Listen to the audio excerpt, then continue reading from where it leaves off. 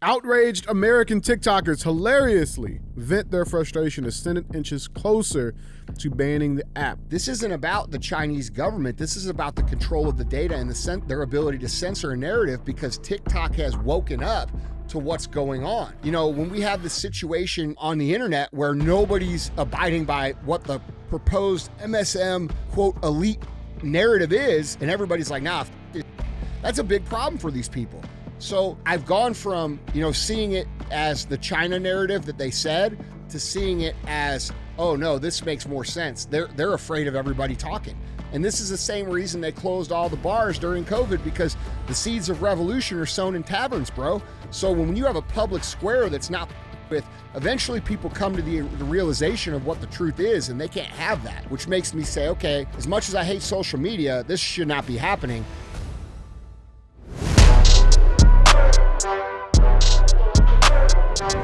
What is up, guys? It's Andy Frisella, and this is the show for the real. Let's say goodbye to the lies, the fakeness, and delusions of modern society, and welcome to motherfucking reality, guys. Today we have Andy and DJ Cruise the motherfucking internet. That's what we're going to do. That's what CTI stands for, guys. It stands for Cruise the Internet. This is where we put topics up on the screen. We talk about and speculate on what we think is true, what we think is not true, and then we talk about how we, the people, have to solve the problems that are going on in the world.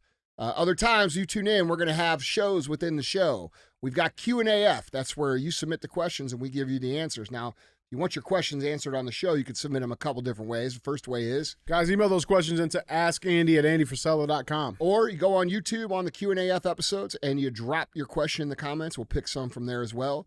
Other times we have Real Talk. Real Talk is just 5 to 20 minutes. Some would call it a rant. I like to call it Real Talk. It's just shit that I think you need to hear, that we all need to hear. Sometimes I just say it for myself and you get to hear it. Then we have 75 Hard Verses. 75 Hard Verses, where someone who has come on and discovered the 75 Hard program and used it to fix their life. They talk about how their life was before, how their life was after, and why you should use the 75 Hard program to fix your shit too. If you're unfamiliar with 75 Hard, it is the initial phase of the Live Hard program, which is the world's biggest mental toughness program ever in history. And you can get it for free.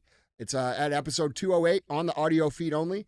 There is a book called The Book on Mental Toughness. It's available on my website, andyfrisella.com. You don't have to buy it, but if you're somebody that wants to know the ins and outs and the nuts and bolts, it's a good resource. So, yeah. The other thing is we have a fee for the show. The fee is very simple. You'll notice on the show we don't do ads. I don't take money from companies that I don't use their stuff. And I don't want to listen to their bitching. So I try to keep it real here. This is Real AF. And so I ask something in exchange, and it's very simple. If the show makes you laugh, it makes you think, if it gives you a new perspective, if you think it's valuable information, help us share the show, man. We're constantly battling shadow bans and traffic throttles and all that good stuff they're doing these days. So if you want the message to get out, help us share the show. So don't be a hoe. Share the show. All right. So guys, very special episode today. Got a good buddy of mine coming on the show here, Mr. Andy Stumpf. What's happening, bro? I'm not prepared for the intro you guys just did. I don't have any opening remarks. I don't know how to live up to that. Yeah. I didn't know you guys were going to go hard in the paint like that. I appreciate it, though. Yeah, man. hey, this is one way to do it. It's like, holy shit, they're going right out of the gates. Okay. I have nothing to add to this. Well, guys, if you don't know Andy, Andy is an entrepreneur, father, former Navy SEAL, adrenaline seeker, enthusiast. Yeah. All around fucking badass dude, man. What else? What am I missing? I don't know about that last part. No, it's I'd true, say bro. aggressively average and mediocre is what I aim for every day. But yeah. Set the bar low, trip underneath it most days, and you're going to be okay. Yeah. That's about it. It covers it all. All right. Yeah. Well, that's fair. That's fair. I like the comb over. Yeah, that's a good look, man. When was this? When was this picture? That's a lot of hair gel. That was actually taken in Singapore. No shit. Yeah. I was a keynote speaker for an Asia business summit for Barclays Bank, of all things. Oh, sweet. I mean, I can dress up okay sometimes. Clean It's up all right. That's a good look, man. It's also a long time ago. I don't think I look that young anymore. So a little bit more gray hair. Mm-hmm. Yeah. Comb over is a good look, man. I like it. I wish I could do That's it. a better look. Yeah. Yeah, that is a better look. I think I was maybe... How old were you in that picture? I think 25. So 2000, I was 25. No shit. What's going on here? So the first deployment I did... how can I unpack this? All right, so there are East and West Coast SEAL teams. Odd numbers are on the West, even numbers are on the East. Internally inside of the SEAL community, we would consider the conventional special operations, you would call it the white side SEAL teams. The black side of that would be the JSOC command, commonly referred to or known as Development Group. So I went through selection for that command in 2002, which anybody who knows anything about history knows that was very proximal to a huge event in the United States. The invasion of Afghanistan, when did that actually happen? It was late in 2002. I was in training when that was happening, and one of the tasks for that command was providing security for Hamid Karzai, who's the person. What's actually happening in the picture is we're getting ready to leave, and he was signing a piece of Afghan currency, basically, as a souvenir. So they actually pulled us out of that selection process for that command a little bit early and surged us over there so we could, it's called RIP, or relieve in place the squadron that was there so they could get back, retrain, refit, just refit, take some time off.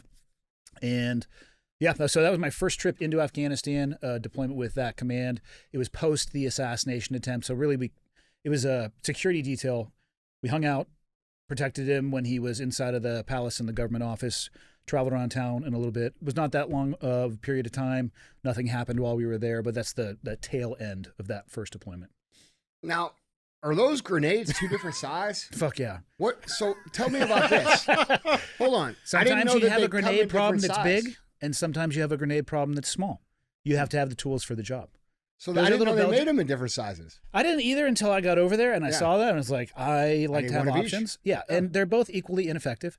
They look bigger in this picture than they did in person. One of them was very, very tiny. It probably would have worked in a phone booth. And the other one, I wish grenades, you watch any movie, they pull the pin. A lot of times they like to cook it off. Not a good idea because there's variation in the fuse. And they throw it and this huge fireball goes off, like a 55-gallon drum full of gas. In real life, it goes crack and a little bit of dust comes up. So you don't, in the movies, you pull the pin in real life and let it go. Oh, yeah. Yeah, you don't fuck around. No, you don't cook those things off. It's a good way to lose a hand, huh? They say that there's a 3 to 5 second fuse. Yeah. How do I know if I have a 3 to 5 second fuse? It's pin, huck, get behind something. Now, you brought up in the movies, dude, and so I don't know much. I never served, and I don't know much about Navy SEALs and what's going on. We got some mutual friends and stuff. So I did some research. Last night, I watched these 2 documentaries Hopefully one of them's Charlie Sheen. On Navy SEALs. And I wanted to get your take on which one of these is more accurate. All right. So we have Under Siege from Steven Seagal. Yep. Okay. And we have Navy SEALs from Charlie Sheen. I'd say if you combine the two, you have the entire career from a nonfiction perspective in a nutshell. Yeah. I mean, is this pretty accurate or? No. Yeah. However, the one in your right hand, Navy SEALs, I probably watched that 100 times before I joined. I thought it was going to be very close to what the job was like. It was nothing like that whatsoever. And then Under Siege, how Steven Seagal, who is a ferocious piece of shit as a human being, was able to actually continue to just do some research on his treatment of women and just start right there. And I'll let you guys do your own research. How he was able to continue to make movies or even star in that role is just beyond me. Have you ever seen his magic? Oh, yes. Kung fu shit. People send it to me every single What the fuck day. is that? I don't actually, it's made up. Yeah. Short answer. When I watch those videos, I'm more concerned with the person that is willingly pretending. Yeah. Than I am with him up there trying to do the bullshit-zoo. All the people that are bullshit-zoo. all the people in that room that are flying and falling down. Yeah. Do they go get cocktails afterwards and say, hey, we all know this is fake, right? Do they ever have a moment where they sit down and say, hey, we agree this is bullshit, but we're going to participate anyway? Or do they actually believe? That to me is so much more fascinating than the master. I always watch the people in the background, never the master himself. Fuck. They're probably like, dude, did you see that move Steven got me in? Yeah, I saw that one. That finger lock? Yeah, he took it easy on me today. Yeah, he could have fucking killed me. Yeah, but then if they ever were to try it on anybody ever... They're going to get their ass beat. Yeah. What do you mean I can't block a knife by just turning my stomach and the guy fall? It's like Napoleon, grab me here. Yeah, I mean... I don't know. I actually think that it speaks to some people are so desperate to be a part of a group of any kind that they will literally detach their cognitive reasoning ability to do so. The value of being involved in that circle is more important than the reality of it. Yeah, there's no self-identity or worth or esteem in those individuals. Yeah. Yeah, for sure, dude. It's sad, actually. It is sad, but also I derive an immense amount of entertainment from it, so I support it. It's actually fun to watch. Isn't that positive? Yeah, I'm like, Isn't that positive? Makes my this day is better. pretty amazing. And then you're like, but it's fake. But still.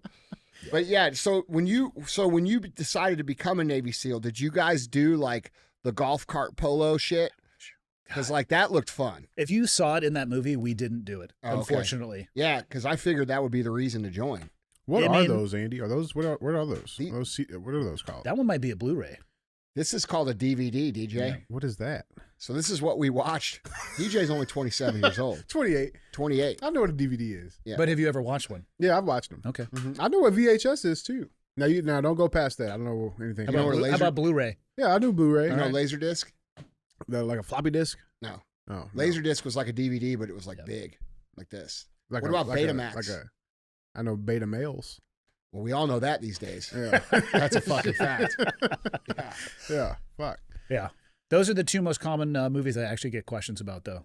Really? Yeah, I wish the Navy SEALs one was real. I went into the community thinking this was what it's going to be like, and no, No. it wasn't.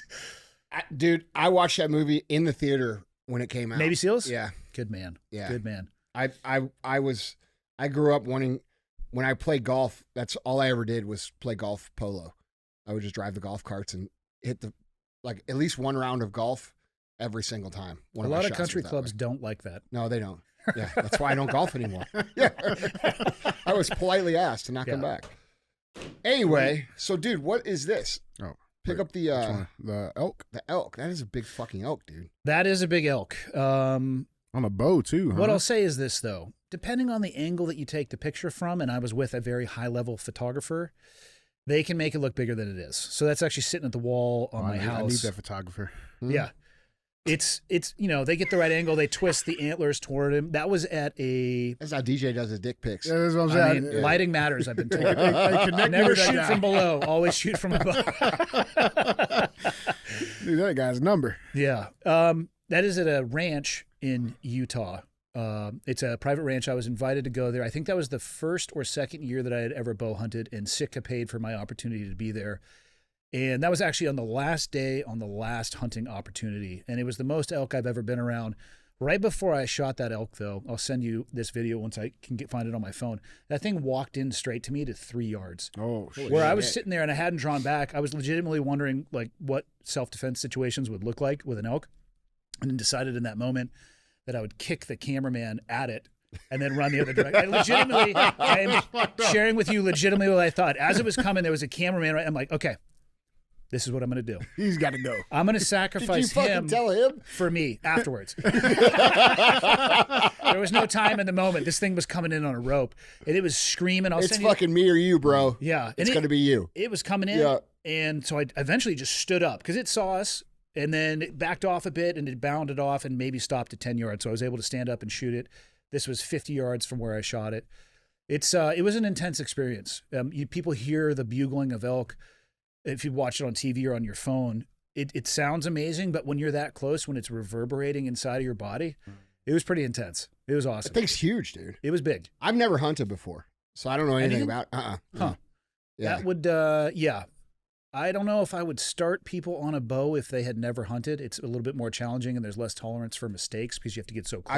I've shot a bow quite a bit. I Yeah. just never went hunting. Combining the Yeah. two is tough. You have to get Yeah. pretty close to animals. Rifles will buy you a little bit more space, and you can make some more mistakes. But it was wild. I've hunted there since then, and I've never had an experience like that one. It was fantastic. That's cool, man. Yeah. How much meat comes off of an animal like that? Oh man, I would say you probably get somewhere between 400 to 500 usable pounds of meat. Holy shit! Yeah. Jeez. So you gotta like fucking give it away and stuff. Just Freezer full. Yeah. I am fortunate, and I usually will get a couple elk tags per year, which does not equate filling your freezer every time. I think last year I had 3 elk tags, and I got 1 elk. Yeah. Anytime I fill my freezer, I immediately just start giving it away to friends and family. It is so good. Yeah, It I've is had it a so couple good. times. A couple of my buddies have let me try elk before at their Yeah. house. It's good. It's good. I liked it a lot. Higher protein value than your normal meat you're going to get at the supermarket. And it's cool to tell a story too. Like anytime I'm cooking for my kids, or we had elk lasagna the other night. Yeah. And it's like, oh, I'm not gonna eat the rest. It's like, hold on, you little shit. Let me tell you the story about me carrying that out of my pack. That doesn't go in the garbage. You're eating that right now. That's right. I like that. Yeah. That's fucking good. Did you mount this thing? Yes, head only. Yeah. I've never been a huge fan of like the full body mount, or some people will take it down to right in front of the front shoulder. I actually like the Euro mount, so it actually gets skinned and caped, and then I think bleached, so you just have the skull and then the antler. Where do you have that at? That's at my house in Montana. Okay. Oh, sweet. Yeah, That's cool. I shot a bull there. I was with Glover, our mutual friend Glover, 2 years ago. He shot one day. I shot mine 2 days later, and I have both of those up at the coffee shop. Oh, that's badass. Yeah. And I point out to everybody, if you notice, one is slightly smaller, Mike's obviously, and then mine is the more regal elk on the right-hand side. Yeah. Now, is that just with the elks, or is that does that cross over to everything else? I mean, he's Asian. I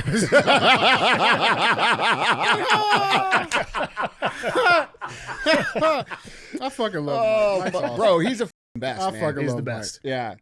Dude, so speaking of your coffee shop, you have a super awesome Black Rifle coffee shop. We have the only Black Rifle coffee shop in the state of Montana. Yeah. So let's talk about that, because that's in the news right now. I'm friends with the guys. I don't know Evan, but I know JT and Matt, and they're great dudes. And I see them getting fucking attacked again over this Act Blue shit that has already been addressed like 1,000 times. Yeah. So can we get to the bottom of this once and for all? Because honestly, I'm just tired of seeing my good people be drugged down by people who are on the same team. I mean, we can try, and here's what will happen. That first came out, I remember seeing it a few years ago, and it seems to be on like a 12-month cycle where it pops up again. So I don't even know where you start, other than people think that the Act Blue platform is actually a political party in and of itself. So I always start by letting people know it's actually just a payment processing platform. Yes, it is dedicated towards causes that are on the Democratic or left side of the aisle house, but in and of itself, it's very, I guess it's probably not similar to PayPal. It would be, what would it be like? Maybe GoFundMe. They strip a small portion of what you donate, and then the rest of the money goes towards the cause that you want it to go through. So a few years ago, the first time I had heard about it, Evan, the founder of Black Rifle, has made 2 donations that I'm aware of. One of them, he lost a bet, so he donated, I think it was $500 to the Obama campaign. And the other donation that he made was to Tulsi Gabbard, because she is a personal friend of his and a fellow veteran. And Tulsi's cool. I haven't met her yet. We've communicated. I've had a few opportunities to try to have her on my show, and it just hasn't happened yet. But she seems to be. Yeah. She seems to be, for as far as politicians I haven't had her on go, either, but we talk in the DMs and stuff, and she seems cool as fuck. Yeah. And so I'll come back to Evan's donations in a minute, because I think it's important on how Act Blue actually works. So what I have seen in the last few days is it's a very tightly cropped image of, it might be an SEC filing. It's something where it's a searchable database, and somebody at some point in time took a screenshot of the list of people who have donated and put in their employment Black Rifle Coffee. And there's actually 2 versions. It says Black Rifle Coffee, and then underneath it says Black Rifle. It doesn't have the image that I have seen circulated. It doesn't have their names. And so it's cropped, and at least in my opinion, in an attempt to make it look like Black Rifle Coffee as a company is supporting the Democratic Party. Right. And that is the message that is being largely permeated throughout social media, whatever news sources people may want. And it's wildly inaccurate. And as far as I can tell, this latest round that has come out was actually started by a competitive coffee company to Black Rifle. So it makes a little bit more sense as to why it's making the rounds again. Because anybody can go on there and don't. So I'll get to that, because I was fucking around with Act Blue this morning, today, in real time, to try to understand what you can get around, what you can do. Well, how much can you play around with? Could you actually get a group of friends and utterly troll an individual or organization? And the answer is you absolutely can. But if you back off from that initial screen grab optic, it would have the names. If you went even farther than that, it would have the amounts. And some of those amounts are like $2.50. One, Black Rifle Coffee as an organization, and it says on Act Blue, And all of this is self-certified. There's no team of wizards behind the curtain that were verifying this information, at least based on my own experience on the platform. Right before you hit pay, there's like 5 little things. And it says, by submitting your payment, and I'm broadly describing what I saw this morning, by submitting your payment, you are agreeing to our terms of service. You're saying you're an individual. You're not. This is your money. You're not making a donation on behalf of an organization or a pact. And there were 2 more.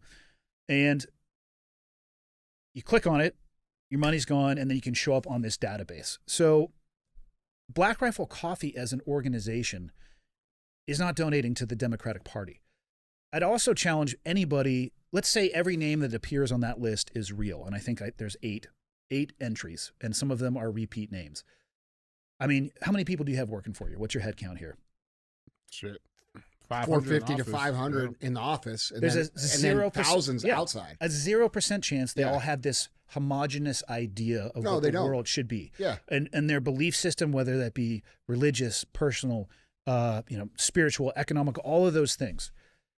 I could give 2 shits if people inside of Black Rifle Coffee, employees, donated money to the Democratic Party. I don't give a shit. One of the most beautiful things in our country that I appreciate is the ability for all of us to sit in this room, have different beliefs, and go live our life. I totally agree. To the best of our ability. Yeah.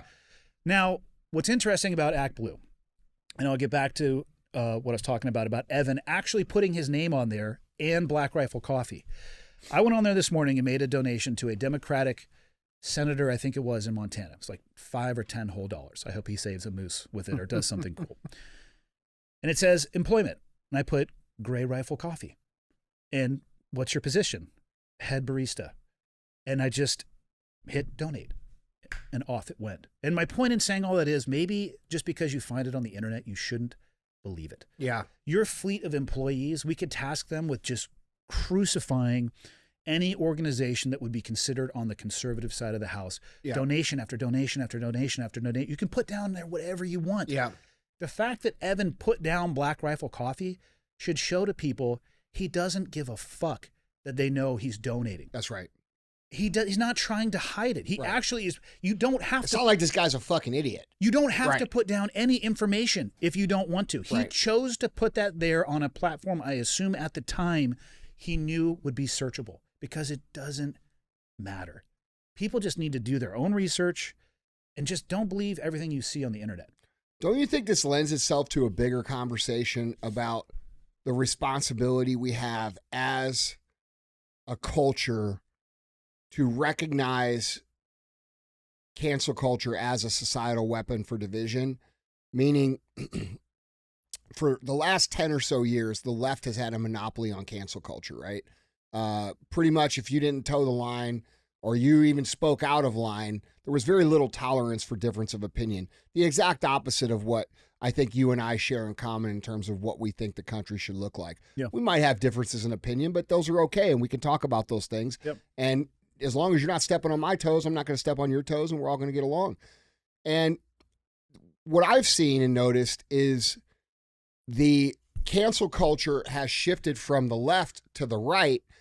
And I feel like a lot of people on the right are not understanding, like, because they've been abused for so long by the left, they now have the power, and that power is being wielded irresponsibly against people who, for the most part, have the same belief systems and believe in the same things that they do, because, you know, they don't agree with every single detail someone says. You know, like we saw this a lot with like the Trump and DeSantis thing, right? Mm-hmm. All of these people want the same outcome, but they're killing each other internally on the same team over, how to get there. Yeah, right. Yeah. Exactly, dude. Yeah. And so now we have a social power base that's over on the right side.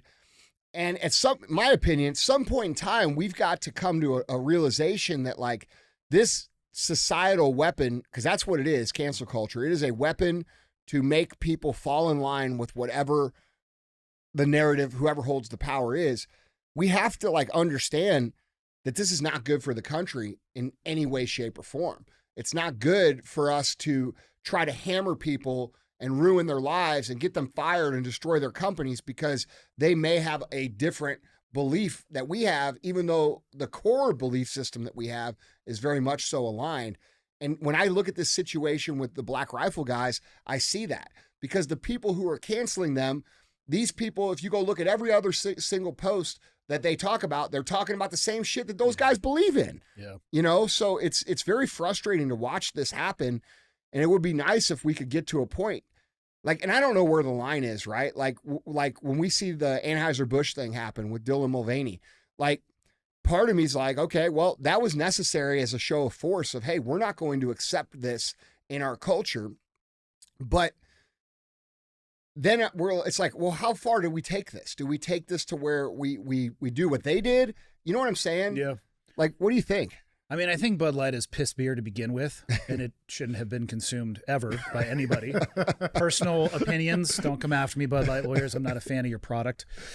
I agree with you. It's almost like you can't, there's no way to be enough of the thing that people think you are without getting attacked by some fringe element. It just keeps going farther and farther and farther and farther. Yeah.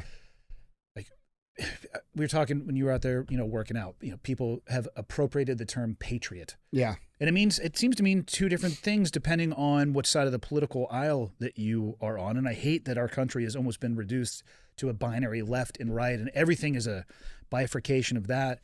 The cancel culture thing, I agree, it absolutely is a weapon, and I hope that people can recognize that it's optional.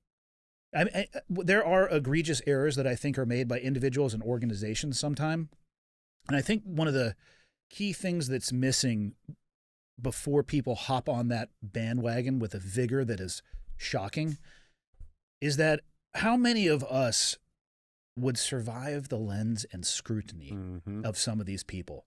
I am a galactic fuck up. Me too. Life. Me I too, have bro. made so many mistakes. And if all people got to see was mistake after mistake after mistake, I wouldn't blame them for canceling me. But they're willing to use a lens that they themselves couldn't survive. And I don't say that to try to excuse behaviors from individuals or organizations. It's just in this realization, okay, this is a weapon. I do have a choice whether or not I can participate in this. Should I take a breath? Just educate myself a little bit more. Do I need to hop on this bandwagon? There's another option, too, that's a quiet one. Just vote with your fucking wallet. Yeah. You don't have to, throw gasoline on the fire. If you don't like Bud Light, which I advocate people not liking Bud Light because of the taste, don't drink Bud Light. Yeah. Drink whatever their Coors Light or whatever their competition would be. Vote with your wallet. Don't waste your time on social media. Don't virtue signal to me the things that you believe in, because I have my own life to live and my own mistakes to make. It's a fucking mess, and I don't know where it goes, especially when the needle keeps going and going and going and going. Like, what is patriotic enough at this point? What does it mean to be a patriot? Like, do you have to wear a certain color hat and say a certain color thing and have a certain bumper sticker? If you don't have those things, well, fuck you. You're not part of our group. Right. I don't know where it goes. Yeah. I don't know where it leads. Yeah. But I don't think it leads anywhere good. No, it doesn't. I agree with you. It's something that we have to come to terms with and be adults about and say, hey, what is this country supposed to actually be? It's supposed to be free. Yeah. Now, there are things that as a culture we're not going to accept. We're not going to accept grown men shaking their dicks in front of kids at drag shows when they're 3 years old. That's not something that we're going to accept. We're not going to accept men getting in a swimming pool or on a basketball court or in a volleyball game and beat the shit out of women. That's not acceptable. But outside of those collective standards, that are harming people and that do dangerous things to other people's kids and other people's lives, I mean, really, man, we're supposed to kind of do our own thing here and live our own lives and you don't have to like what everybody does. I think that's a big common misconception about what freedom actually means. Freedom is, like you say, it's not like a one track narrow definition. Yep. If you really want freedom, that means you're going to have tolerance for some lifestyles that you don't necessarily want to live. Maybe it's essential that you don't like every idea that you are surrounded by. Yeah. If you are only being told the things that you like by people that you agree with, and again, people who live their life however you want to, I would be worried that I'm living inside of an echo chamber. Yeah. That would concern me. I'm not scared by ideas. I'm not scared by people's thoughts. I'm not scared by their voices. I like the fact. And to me, our country should be about, okay, you have an idea, I have an idea. You think my idea is shit. I think your idea is shit. Let's pull them into the spotlight. Let's logically work our way through them. And at the end of the day, people can make their mind up off of that through an objective and logical discussion. Not me trying to weaponize something to shut down your voice or you weaponizing something to shut down my voice. Bring that shit out. Let's talk about it. Dude, I think people are afraid of that, though, because I think most people's opinions, because of social media, They're thin. That's right. They don't have depth. Thin. They're not comfortable standing on. They can't defend it. Huh? They can't defend it. No, that's what I'm saying. There's It's no a mile wide and an inch deep. Yeah, that's right. They know everything, but if you dig in, they don't know it. Like we see this in these little videos that you go on the street, right? Mm-hmm. Like they go on the street and they say, "Who are you voting for?" "Oh, I'm voting for Joe Biden." "Why?" And then the shit that comes out of their mouth. That's racist. Yeah, the shit that comes out of their mouth right after that is like comedy, and that's what makes the clip. Because it exposes people for the lack of understanding of any of their ideas. And I think the reason that we have such an aggressive, shut up, sit down, take your business, fuck you, you're fired type culture is because people just aren't capable of standing on their own opinions. And dude, the life you've led and the life I've led, that's a necessity. Like we've had to lead people. We've had to say, no, this is why I think this. You can't build businesses. You can't lead people. You can't accomplish objectives without explaining, hey, I think this is a good idea, and this is why I think it's a good idea. And in your case, the life you've led, if you're not willing to hear the feedback, fucking people get killed. So there's real serious consequences to not thinking like that. And I don't think that most people have that in their lives anymore. They're just reading on the internet some shit and parroting it because it sounds good. And, they want to get a couple likes on the comment they make. I'm very passionate about the things I believe, but I don't arrive at those positions quickly. Right. And I'm also completely open to telling people that I don't know. Yeah. There is such a narrow bandwidth of, if I'm honestly assessing myself and how I feel, I don't feel like I am an expert at anything. Mm-hmm. There's a very narrow bandwidth of topics that are largely completely useless in society that I have a level of experience with, that I feel very deeply about my opinion and where it came from. And other than that, I just try to sit back and take my time and educate myself and learn as much as possible. I don't think there's any reward to having the fastest velocity to getting to an opinion. Mm-hmm. I think it's more than anything, there's the risk and downside is like a hockey stick going up the faster you get to those spots. I don't know when it became faux pas to say, I don't know. Or if somebody were to come up to a street with one of those cameras and ask me that, and they asked me a question, and I didn't know the answer, I'd say, to be honest with you, I don't know enough about that to answer you. Yeah, but I feel the same way. And I think there's a lot of freedom in being able to say, I don't know. Like you don't have to have the pressure on you. You don't. Yeah. We talk a lot about this, in our personal development shows. I personally am of the opinion that a great leader will say that without reservation when it's true. The best leaders that I have ever worked for, I'll use an example of a commanding officer at a SEAL team. So in the Navy, they have N codes. It's N1 through N9. And those are just the departments largely tranched out that would work for you. Probably similar to the infrastructure you guys have here. N1 would be our admin. N2 is intelligence. N3 is operations. You have planning, logistics, all of those things. We would do weekly meetings with the commanding officer. The worst leaders that I've ever been around were the ones who tried to be the smartest person in every room that they went into. Mm-hmm. The best leaders that I've ever been around were the ones who tried to staff the smartest people in each of those areas and then put them into a room and solicit for their feedback. Mm-hmm. Ask them questions and then make educated decisions. No attempt to be the smartest person in the room. They staffed their weaknesses. Yeah. Those are great leaders. Mm-hmm. Yeah. Yeah, man. I think we're at a situation in culture where a lot of the false realities are going to crumble very soon. I think they're crumbling now. What does that look like, though? I don't know. What do you think? Fuck if I know. Yeah. I know what people are calling for. They're worried about a civil war. And people ask me about civil war, and I say that I don't think it's impossible. I'm not truly worried about it. Because the reality of executing warfare like that versus what people think it's going to be behind their computer screen, let's just say they're a little bit different. Yeah. nobody wants that. I think if it were to kick off, people might be a little hesitant to continue because of what it would require. I don't think anybody out there really wants to go out and get into a gunfight with their neighbor in their HOA cul-de-sac. No like shit. That's not what we're looking for here. It's horrible. It's horrendous, and I don't want that for anybody. So I don't know what it'll look like because, again, in a consequence-free environment behind your screen, you can say whatever you want, and this is what's going to happen, and this is what I'm going to do. I don't know what it looks like. I don't either, man. It's going to be interesting. I do think that the quote unquote woke progressive agenda is done. It's losing steam at the least. Yeah. Yeah, I think and I also think that's normal. I again, at 46 years old, I'm not going to even pretend to be an expert on all the generations that have come before me. But I'm just talking to my dad and asking him about conversations he had with his grandparents. Every generation of society had some weird pendulum swing that found its center again and then probably went back the other direction. Yeah. So I think it's just kind of our natural way. And I suspect that every generation is like, that's it. It's fucking over. Yeah. We're never going to get through this one. Yeah. It also does feel like, to me though, I feel like, have you read that book, The Fourth Turning? No. So there's basically, the theory is every 80 years, there's basically a repeat of history, right? And, and I agree with what you're saying. The pendulum goes back and forth. Yeah. And that's, I'm around the same age as you. I'm 44. And in my life, I've seen it go back and forth, right? And you have too. And the thing that concerns me is that I see it going further left, and then further right. And at the end, at some point in time, over the course of history, that usually ends with a genocide of some sort.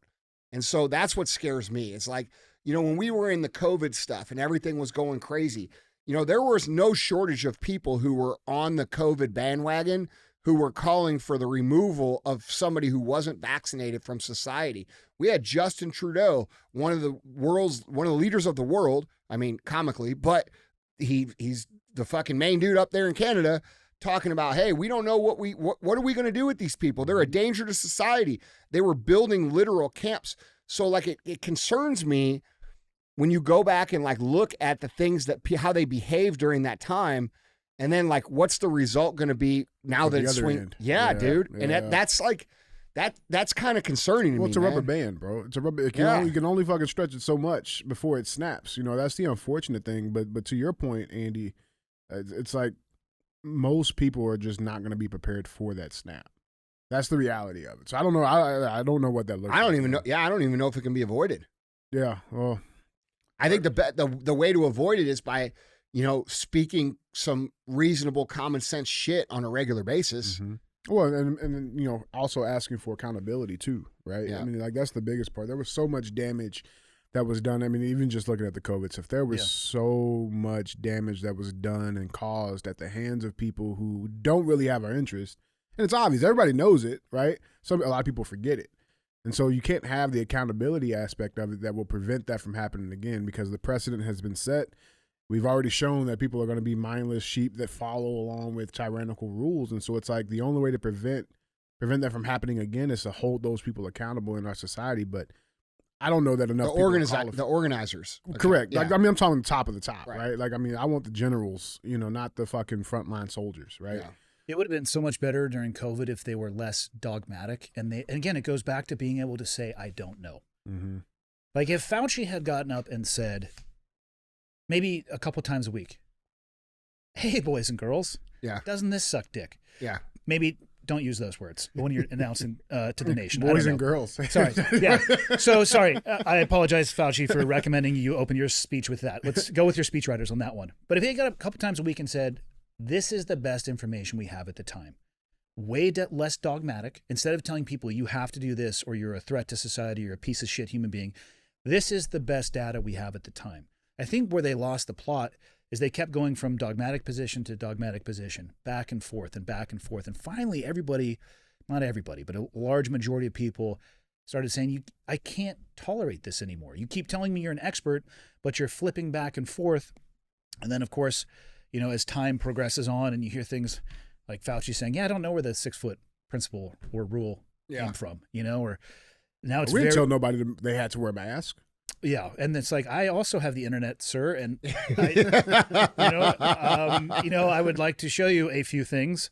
Or saying, that the U.S. doesn't fund gain-of-function research. And it's very clear that the NIH was supporting through proxy entities what was going on in Wuhan. It's insane. But also at the same time, a lot of countries were. Yeah. I did a podcast specifically on the Wuhan lab. And, dude, Canada sent the Ebola virus to Wuhan on a commercial airliner for them to study and have Ebola in Wuhan. It's insane the level of interconnectivity that this stuff has.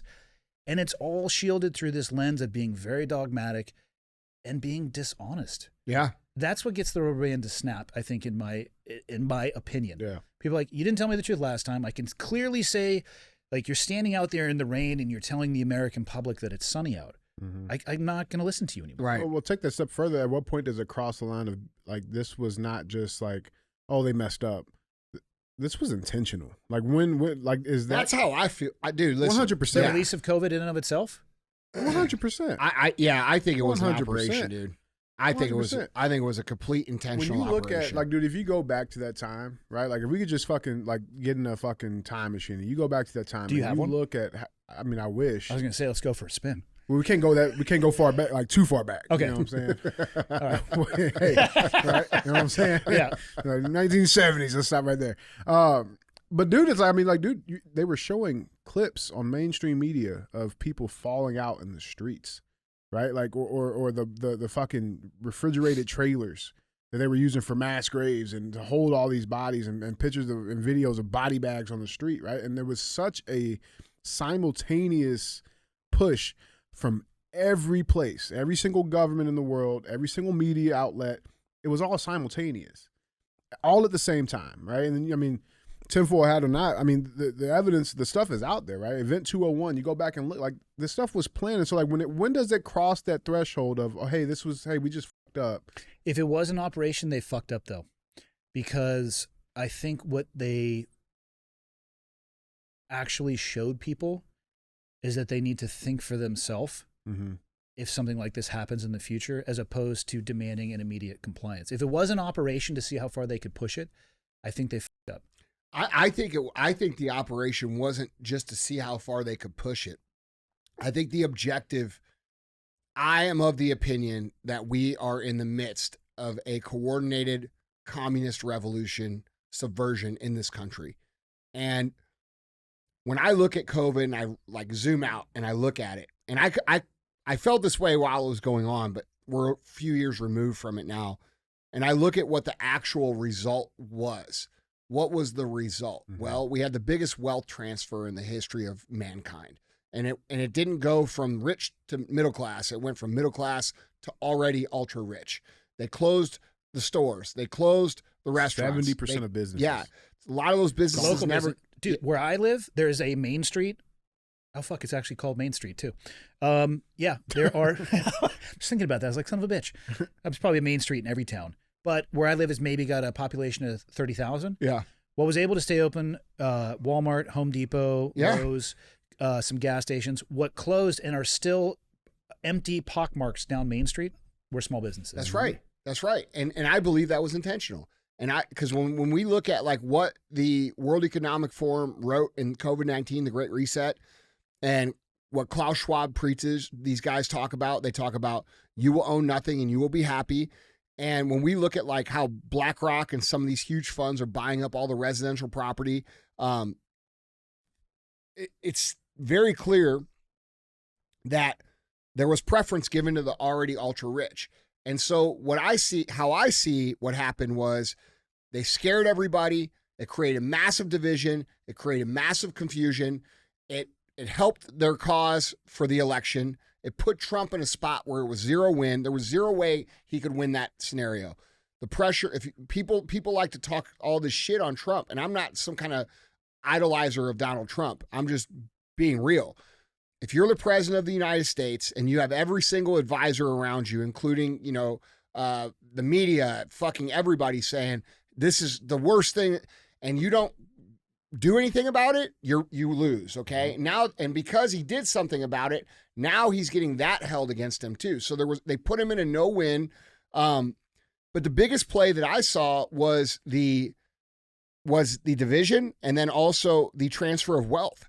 And when you look at like what communism is all about, it's about the consolidation of ownership at the very, very top and nothing for everybody else. And the promise is always, you guys at the bottom, we're going to take care of you, and it's going to be a utopia, and you don't have to work, and we can do all, and it's never works out that way. They end up killing those people.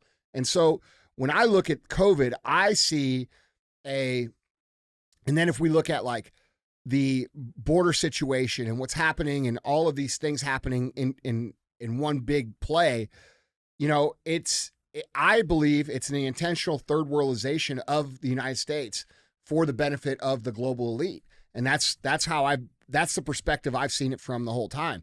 Now, could I be wrong? Sure. Could I be hyper vigilant on it? Maybe, but it seems to be that from my perspective. It's what the dots are connecting. Yeah, dude. And it's going to be, you know, I don't think people are with it anymore. So it's going to be real interesting we talked about this out in the gym earlier, you know, what it's going to be like from here moving forward, because I believe these people have committed what I would consider crimes against humanity at scale, at global scale.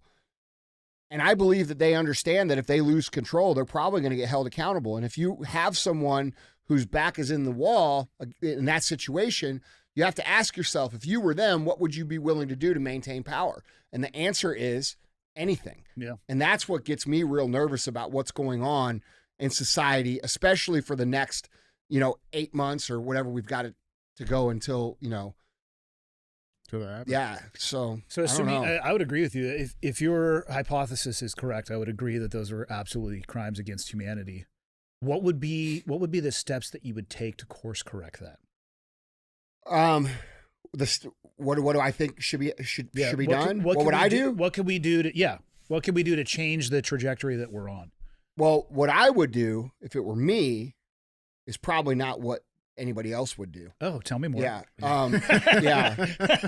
What I would do is I would get some 14 to 16 foot poles, and I would put them in the White House front lawn, and I would decapitate all the organizers of this play, atrocity. All of them, yeah. And I would put their heads on the stakes, and I would let those stakes stay there for the next 100 years.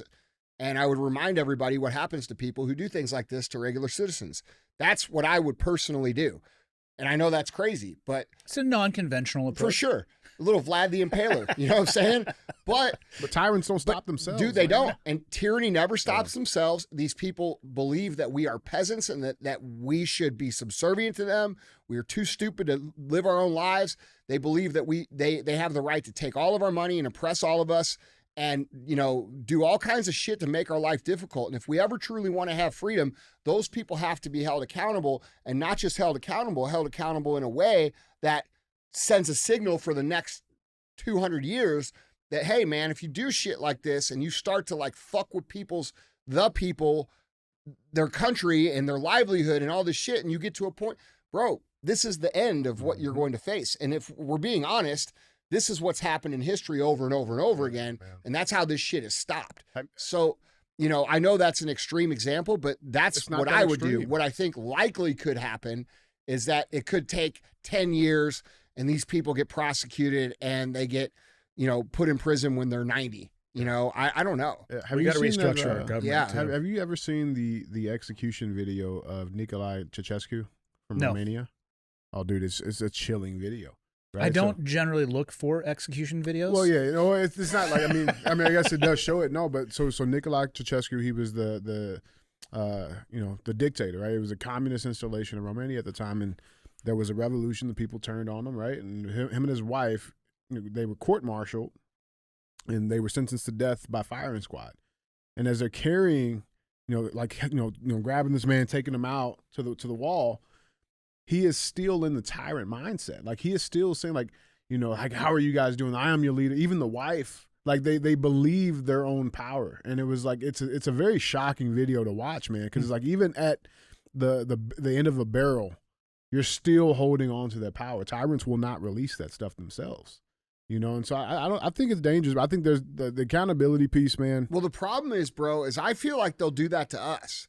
Like when you look at like what they've created with the domestic terrorism list. Are you on that by chance? I haven't checked it. Oh yeah. We're frequent flyers. Yeah. I don't know what day does this episode come out. I might be. Yeah. No shit. I just look at they're taking the I don't know what we I call it patriotic, but guys like you, okay, guys like me, guys who have believe the same core beliefs that we believe about America. Who they've always promoted as like the American standard sort of thing. You know what I mean? And they've taken these people and they've put them on domestic terror lists and they've villainized them and they said it's the biggest threat to the country and all this shit. Fucking 10 years ago, bro, it was fly your flags, support these guys. You know what I'm saying? So when I look at what's happening, dude, it makes me super nervous, dude. I got nervous during COVID. I was like, fuck, if these people win, they're going to kill all of us. Like, and that's what makes me real nervous about what's going on. I'm nervous about this year's election cycle. I think we have to restructure some things in government. Otherwise, and I'm not an expert on government, but I worry that our current system may no longer be tenable. Yeah. Like we have to have term limits. Yeah. We have to have single issue bill voting as opposed to these 1,000 page documents. Omnibus bills. Yeah. Oh my God. And the people will tell you, like, I read nothing in this. Yeah. Maybe at best they have an AI program now that can spit out talking points. Yeah. I don't think they should be able to buy stock while they are in office. Yeah. I mean, those three right there. Lobbying should be illegal. Yeah. Those four right there would have a huge impact on the direction and a lot of the stuff that we're talking about. If you can't make a career in politics, which I don't think politics was ever supposed to be a career. No, it's supposed to be service. I think that's why they, the founding fathers were, seems like they're pretty damn smart. I don't know if they could have forecast the country growing to this size. I bet you they didn't even consider somebody being in politics for longer in their life than they had been out of it. They're like, no, why would they do that? They would go back and be a farmer or whatever it is. So it makes sense to me that the document is incomplete. Hence, we have the ability to amend it. I think though, I'm worried that if we don't modify some of those things, that the train may be too far down the track to turn around. And I don't know what that looks like either. Yeah. Yeah. I share those same concerns. Yeah. I think those rules, those 4 rules, and I think, there's a couple others that would be useful, but, it's against the interest of those in power to implement those. For sure. And that's the issue. Yeah.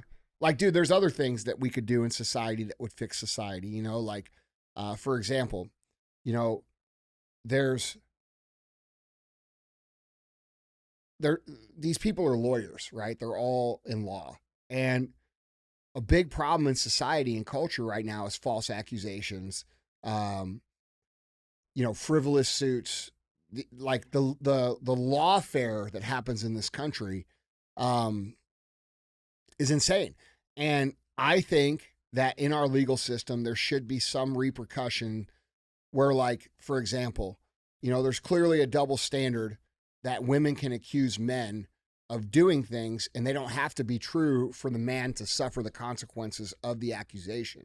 So like if a woman were to accuse a man of abuse or rape, and even if he didn't do it, he loses his job, he loses his friends, he loses his reputation. Gets a trial. That's right. All it has to take is an accusation.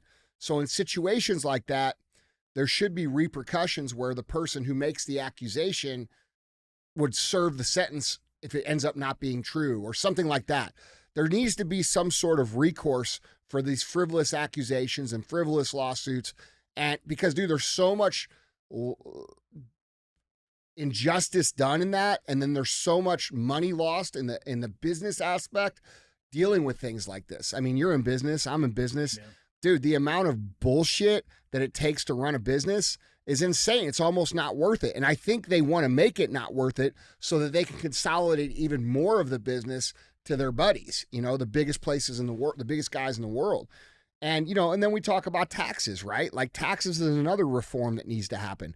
The fact that you and him and me and everybody listening here, when we add up all our taxes over the course of a year, we work for the government more than we work for ourselves. It's not just income tax, it's sales tax, it's property tax, it's all this other shit. Tax when you buy, tax when you sell. If we added all that up, all of us are paying more to the government than what our government or than what we get to keep.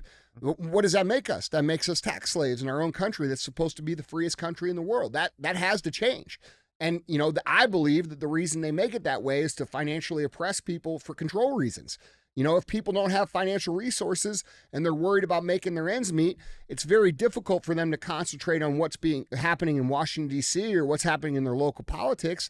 So if you create enough division, enough hardship, enough confusion, enough anxiety, enough stress, it's really hard for the average person to get activated to pay attention to what's happening in the country, which gives them free reign to do whatever they want. Yeah, if you're trying to survive, you're just trying to make it through the day. That's what I'm saying. So, like, you know, I get frustrated on the show because I'm like, fuck, guys, we got to get engaged here. We got to talk. We got to get, you know, but then I'm like, fuck, dude, a lot of people are like legit panicking because they can't survive. Yeah. You know, and it sucks, dude. It's not how it should be. And if all of us paid 10% tax all in, how much different would the life of the middle-class person look like? It'd be a massive difference, dude. It'd be way better as a business owner. Dude, that's what I'm saying. And the socialists and the communist people, they're like, oh, that's greed. No, it's not, because you don't understand what it is to run a business. If truly I'm a greedy person, then I'm going to want to create way more careers and way more jobs and way more shit. And that's how it flows. It flows down through the capitalist system, and people don't talk about that. You know, like, okay, you would never reinvest that tax money into your business. You would just keep it. Are you a fucking moron? Well, if I'm as greedy as you say I am, then why the wouldn't I take that money and grow my business so I can make even more money? And by the way, during that, I'm building thousands of careers for people. They just don't understand the flow, you know? And it's surface level talking points. It's not deep talking points. At a younger age, I didn't understand those things either, though. Yeah.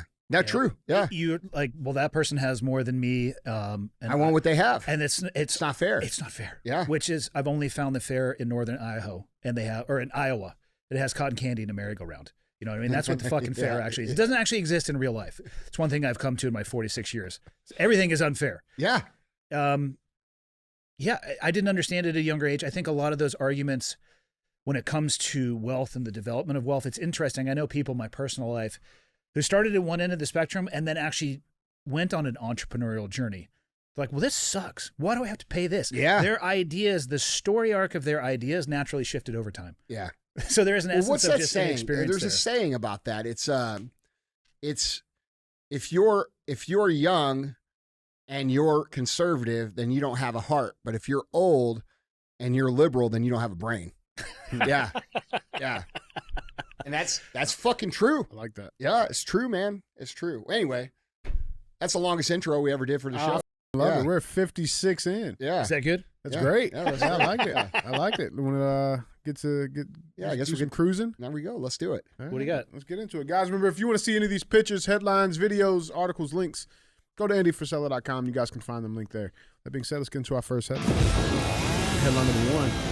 Headline number one reads, outraged American TikTokers hilariously vent their frustration as Senate inches closer to banning the app, with influencers worrying they'll lose their jobs as creators and be forced to return to dreaded 9-to-5 jobs.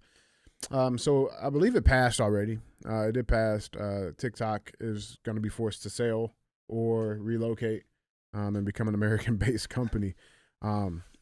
But let's dive into this article a little bit. So the stress is setting in for American TikTok influencers who are taking to their favorite app to vent their frustration after the legislation that could ban the platform was passed in the House with overwhelming support on Wednesday.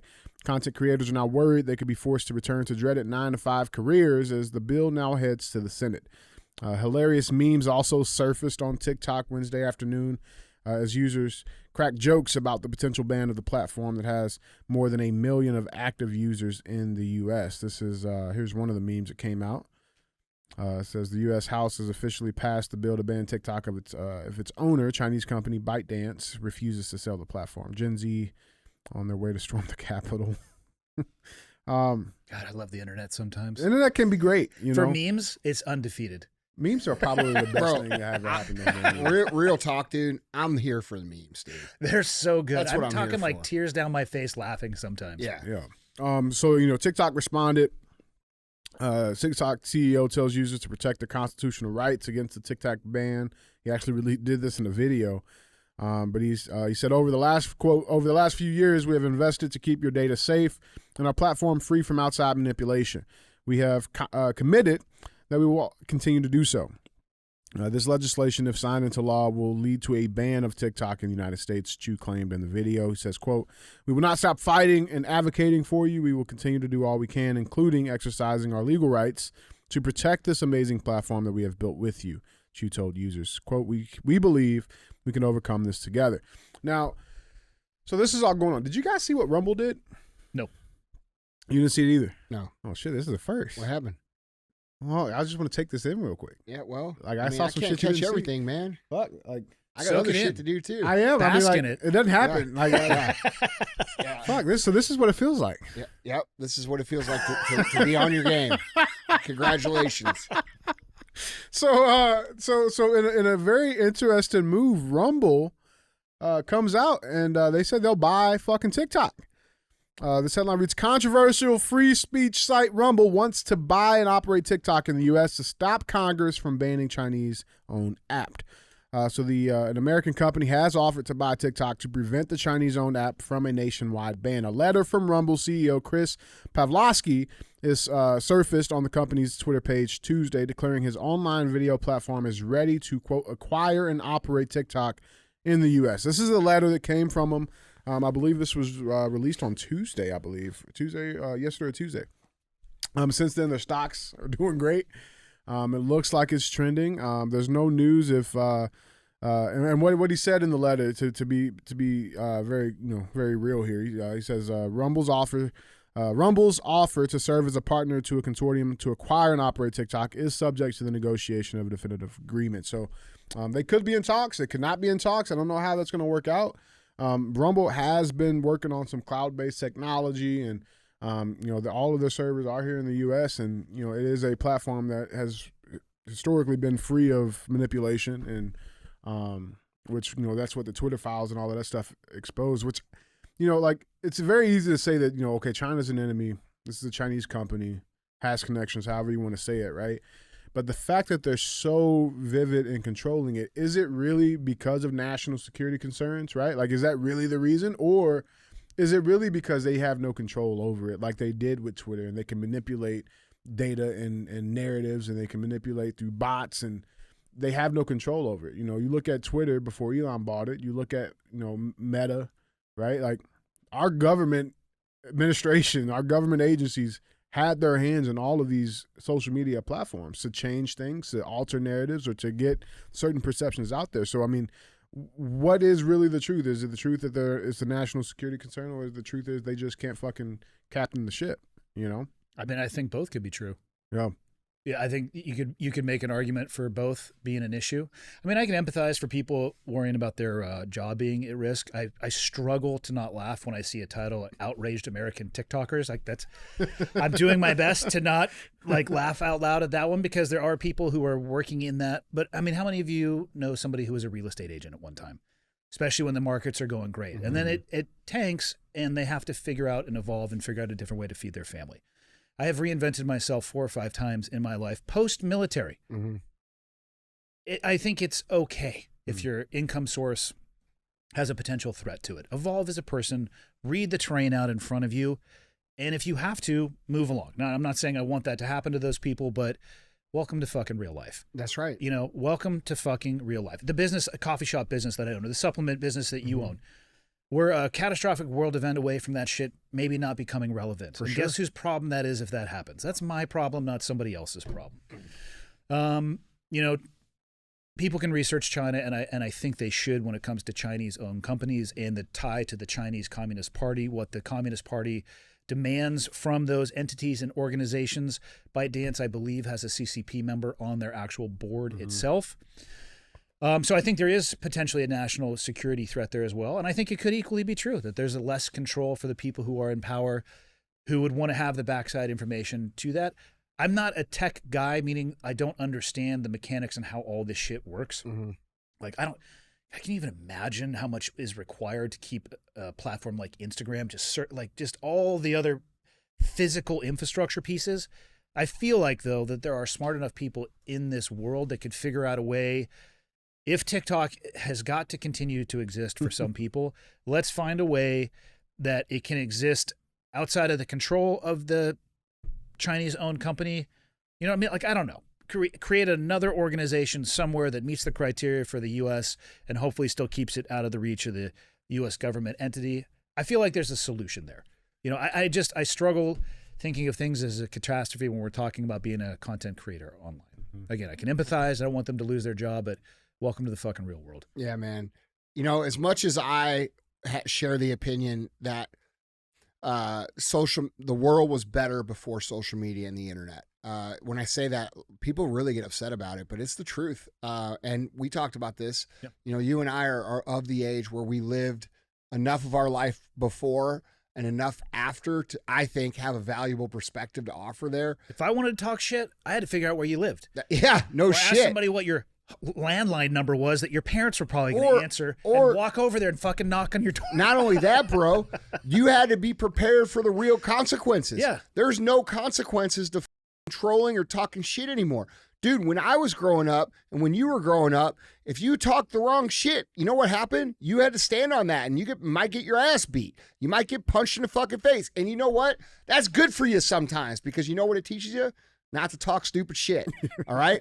And we have a whole culture of people who say whatever the they want without any repercussions. And then when you hold them to the fire, they play victim. And I could go on and on about this. But the point is, I believe that social media is fucking garbage. All right. And I believe the internet has made the world worse. And I would gladly give that all up, including all of the success that is created for my personal brand, my companies, because I ran companies before the internet. I know how to run a company. I'll go back to the way I did it before, and we'll win that way.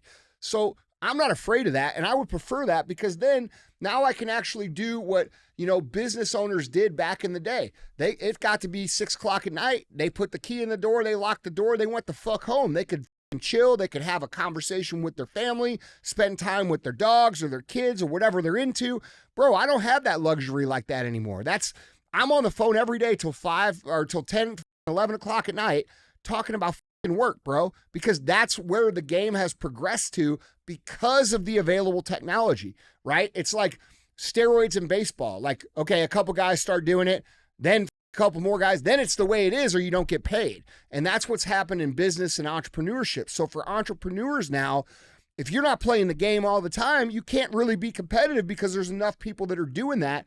And I think that really f***s the quality of life of people and families, and but it's the way it is. So I'm going to win because I'm a winner.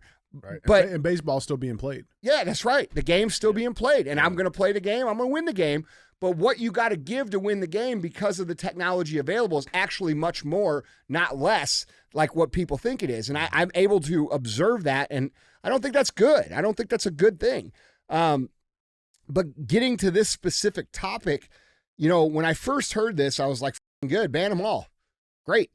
But then I started hearing like what this was really about from some different perspectives. I mentioned this, Linda from Wake Up with Linda. Yeah, Wake Up with Linda. Her and I were talking about it, and she was like, no, dude, look, this isn't about the Chinese government. This is about the control of the data and their ability to censor a narrative, because TikTok has woken up to what's going on. So, you know, when we have this situation on the internet where nobody's abiding by what the proposed MSM / quote elite narrative is, and everybody's like, nah, fuck this shit, that's a big problem for these people. So I've gone from, you know, seeing it as the China narrative that they said to seeing it as, oh no, this makes more sense. They're afraid of everybody talking. And this is the same reason they closed all the bars during COVID, because the seeds of revolution are sown in taverns, bro. So when you have a public square that's not fucked with, eventually people come to the realization of what the truth is, and they can't have that. So that's how I see this happening now, which makes me say, okay, as much as I hate social media, this should not be happening. And yeah, there needs to be a solution where it continues to operate, and we keep it from the American government doing the same thing that the Chinese government's doing now. There's got to be a tech solution out there. Have you heard how TikTok is used differently in China than it is in the United States? Dude, I've seen it. Like what their algorithm. No, dude, they show it's largely an educational tool. Yes, dude, they show fucking videos. So like here, dude, it's act as absurd as possible, and you get the most views. Okay, there's a video of this person on the internet rolling around in shit with a pig mask on, and it's got like. Did I send you that? That was supposed to just go personal contacts. Oh, shit. I didn't mean to share that. That was you? Shit, that went to I don't know. TikTok. It's hard to say. There's a mask. Well, the funny thing is, I didn't mean for that to get out. the funny thing is, I got it sent by all our mutual friends. They all sent it to me. because we all like shit. Yeah, dude. So but dude, this video's got like 100 million views, right? Well, in China, they got videos of the kids putting together Rubik's Cubes. That gets 100 million views. So we're talking about like, I believe that's an actual subversion technique that's happening. Yeah, I don't think it's accidental. Yeah, no, I don't think so either. No, there's no way that's accidental. And dude, a lot of the trans bullshit that's happening in the world is pushed over here from China too. Some of the biggest trans donors of all, just like George Soros does all this shit with the prosecutors in every city. There's 3 Chinese guys. I don't have their names on top of my head. These 3 dudes are donating billions of dollars to the trans organizations here in America. And then over in China, they're donating against those things. So like, what is that? Both sides of the chessboard, dude? What does that tell you? If you just look at it like competition, yeah, that's the path that I would also take. And dude, isn't that kind of weird how 20 years ago they started removing the ideals of competition from our youth? Remember, like right after we graduated high school, the participation trophy started coming in, and it was no longer like, hey, you got to work hard and win. It was now like, hey, just show up. That all comes from these motherfuckers. So like, we have to start recognizing these social initiatives that are actual cultural weapons against us. Things like everybody wins, removing the Pledge of Allegiance from the schools, cancel culture, silent majority, political correctness. These are all weapons against culture here in America that do not exist over there or anywhere else. Yeah. So here's the interesting thing on this topic though, right? So like, you follow the money. There's also a lot of money coming from China going to Biden, right? A lot. Tens of millions of dollars, right? That shit's already been discovered. The interesting thing here is how, the White House and Joe Biden, they're saying that they're going to support this bill and support the ban. So it's like there's also going to be some implications here. Like, okay, well, how does that taint that relationship then? Because this would be a big spit in their face if, you're fucking up their plans of, however. Well, I mean, could it be like, all right, we have a choice here. We can either do what China wants and lose because we're losing the narrative, or we could try to save our own asses. See what I'm saying? Like trying to jump ship. Well, no, dude. Look, if the entire TikTok platform has woken up, which it appears that it has, that means their progressive narrative has fallen apart in the Gen Z, which is the main demographic. So they have a choice. The choice is either appease China and let them continue to do this, or guaranteed to lose the culture and probably lose their position of power and be held accountable. So usually choices come down when they're hard to the lesser of two evils. Yeah. And that's what it seems like they're choosing. That's how I see it. Yeah. What do you think? I agree with what you're saying. I could again, sometimes both think like, yeah, right. Everybody, yeah. It's not always this or everybody that. wants to believe like That's it's binary. Like maybe there's a shade of truth in all of that. Yeah. Maybe we're all idiots and we don't know what we're talking about. Speaking for myself, I fall definitely into that bucket. But the money from China supporting Biden or any other political campaign, that shit doesn't surprise me at all. It's a very odd relationship we have with that country in the first place. They're one of our main trading partners, but also portrayed as one of our main enemies. Right. You look at the fentanyl crisis in the United States, the precursor chemicals are clearly coming out of China, being transported to Mexico, where they're being received by militarized Chinese individuals. They're then being turned over to the cartel, turned into fentanyl, and then coming up through the southern border, largely. I know it comes in other ways, and all over the United States. We're feeling the impact of that where I live up in northwestern Montana. So I wish I could say it was something that simple. The web is fucking deep. Yeah. You know, from a money perspective to a trading partner to a global to what's going on in society. I mean, not an easy explanation. Yep. Exceeds my IQ for sure. Yeah. Well, I think also, dude, I think what's kind of funny about this though is that they put the effort into creating social media to really help control the narrative in society, and it's blowing up in their face. Backfired completely. Yeah. Because they can't stop it. Yeah. They can't. It's I like too that. Fast. That's fun. Yeah. Like little chaos. Yeah, I like seeing them score. I like when people do something to really like try and hurt someone else or get an edge on someone else, and then seeing it blow up in their face. Mm-hmm. Like that. That's appropriate. Mm. Mainstream media sources probably don't enjoy the fact that people can be their own reporter at No, this they point. fucking hate it. They probably have to, Well, right? 'Cause dude, their look ad model- at the revenue and the ratings. Their ad model is based off of it. Yeah. Yeah, they probably despise it at a very deep level. Yeah. I was gonna say it makes me appreciate it a touch more. Yeah, for sure. Well, dude, guys like you, guys like me, all these other guys out here doing that, we are the media now. You know what I'm saying? The media has been fractured into 1,000 little pieces, and we all have our own little communities that we speak to. You know, and like we said, Rogan's got a fucking ridiculously massive community. But you know, that's the media now. Like people don't trust MSM. Like they don't trust these, you know, plastic people on television anymore. They want to, and it also lends itself to business too, who they want to buy from. Yeah. You know what I'm saying? Like, dude, when we talk about Black Rifle and I see these guys, I'm like, you would rather buy, what would you rather buy Folgers? You'd rather buy Folgers from fucking, some of the biggest conglomerates in the world, guys who don't give a about you, or but you're going to drag these 3 dudes or 4 dudes who have built this amazing company. You know what I'm saying? Like that doesn't make sense, bro. Yeah.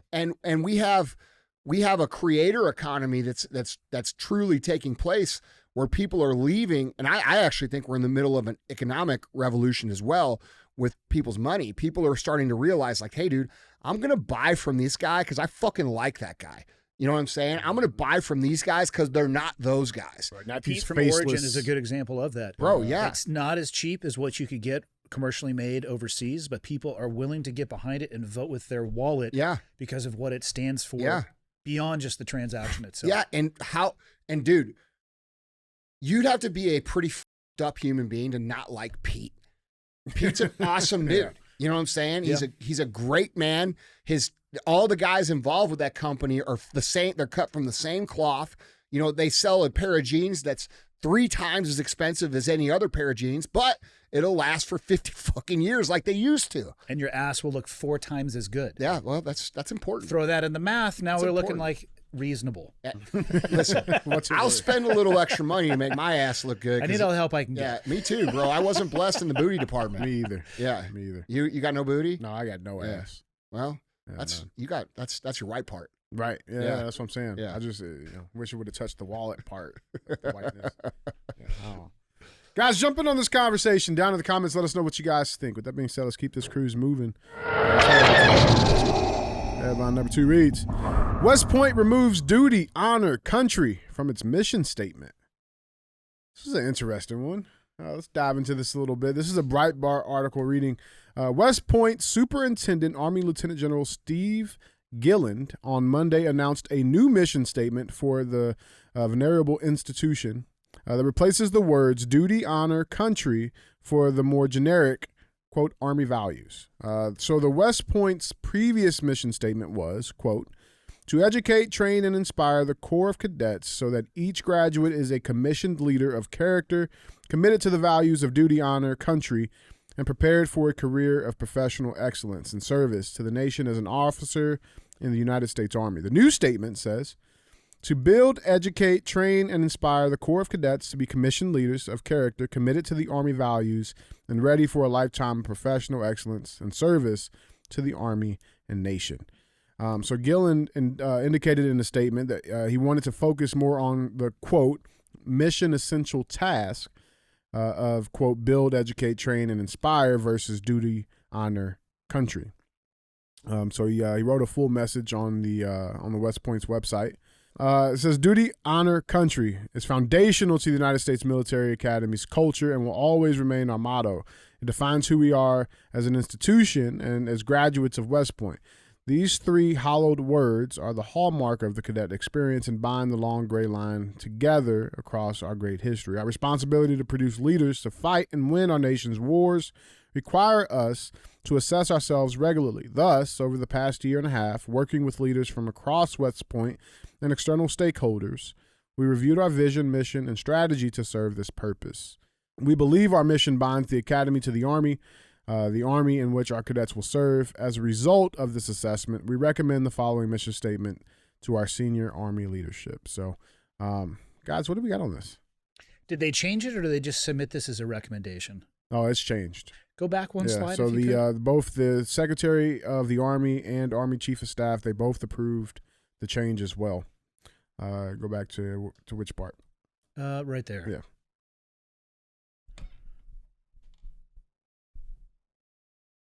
Wow. I had not heard that. About this happening? I just saw this yesterday. I had not heard that. I don't know. And again, this is my own personal opinion. I don't know if people realize how dangerous doing something like that is and the impact that it will have on the young leaders coming forward into the military. If you don't define your mission statement, there's absolutely no way that people are going to understand what it is. Now, the core values here at First Form, 3 or 4 different locations that I've seen them. Yeah.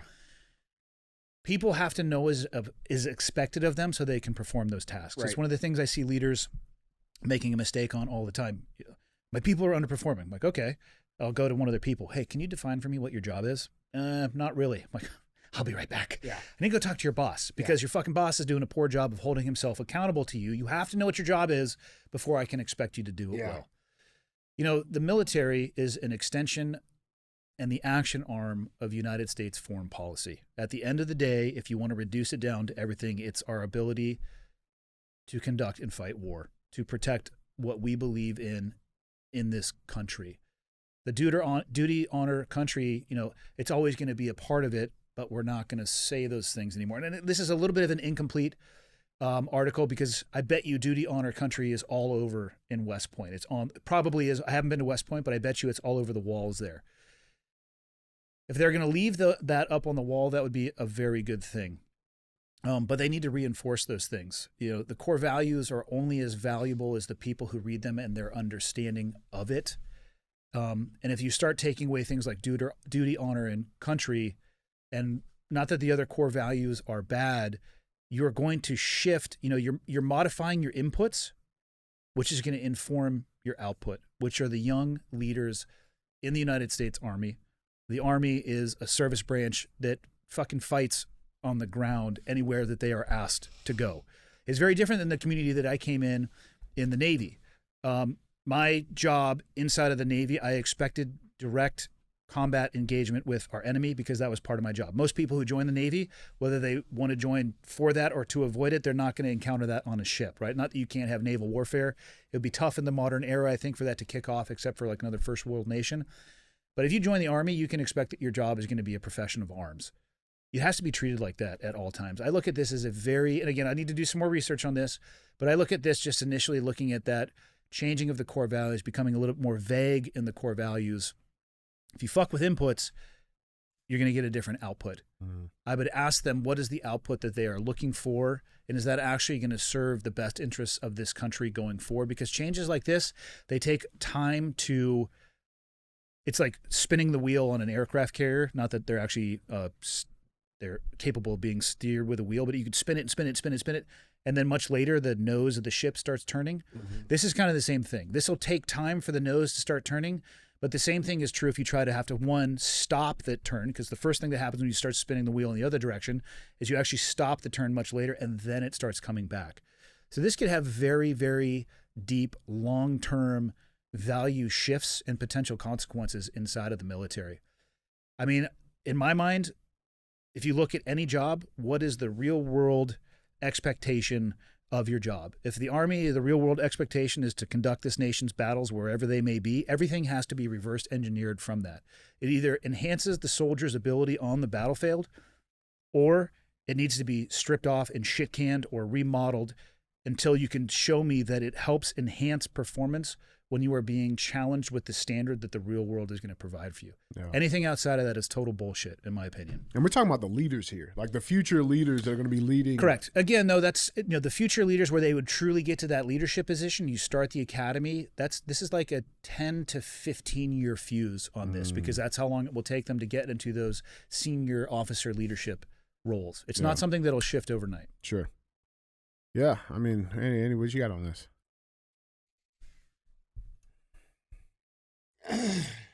My mind, when I see this, and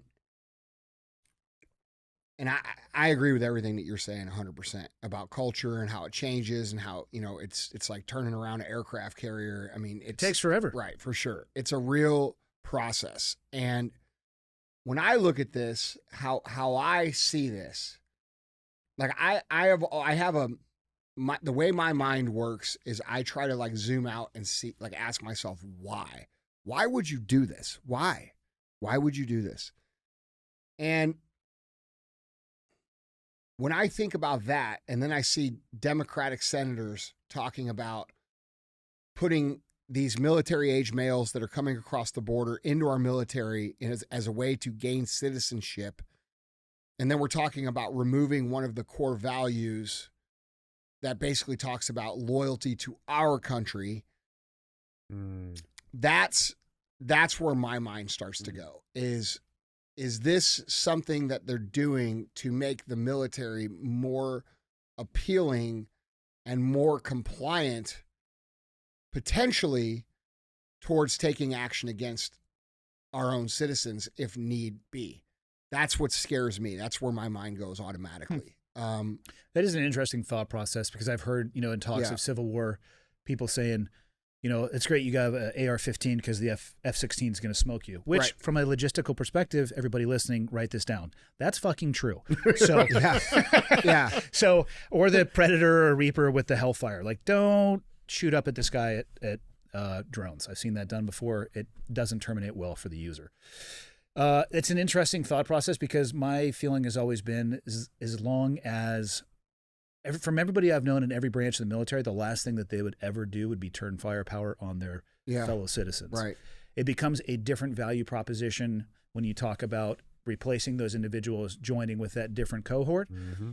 It's I haven't spent much time thinking about that, but it's an interesting point that you bring up. But how many of those good people, good-hearted, servicemen and women, have they removed from service? Going back to the COVID era, going back to the, you know what I'm saying? So like, yeah, there were some. I'm sure there's still quite a few great. Like, listen, there's going to be great people. It's such a vast minority of our citizens. I think it sits at 0.05% right now of the U.S. population is currently serving in the military. Mm-hmm. It's super, super small, and it always has been. I think 6% was at the peak during somewhere near World War I and World War II. Some of those people were not there voluntarily. For clarity, right? But that's peak service, 6%. We're well underneath 1% right now. So it's always been a minority.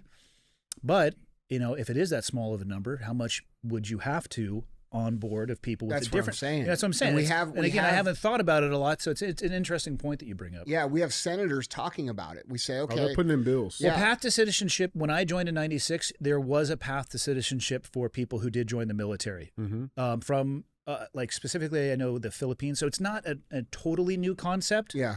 I think you're talking about... No, they're fast tracking this. Well, it's also and if they are fast tracking it for that reasons, it would be the weaponization of a policy that would, again, not short term, but they could have some really dangerous long term consequences. Yeah, I'm when I see what these people are doing, and I'm of the opinion that between now and November, they are going to try. They just had a vote or a poll. I can't remember if it was a poll or a vote, but not a single Democrat in Congress voted or polled against the idea of not allowing these people to vote in the next election. So the Congress that exists right now is unanimous on the Democratic side, thinking that all of these people across the border should have a vote in this year's election.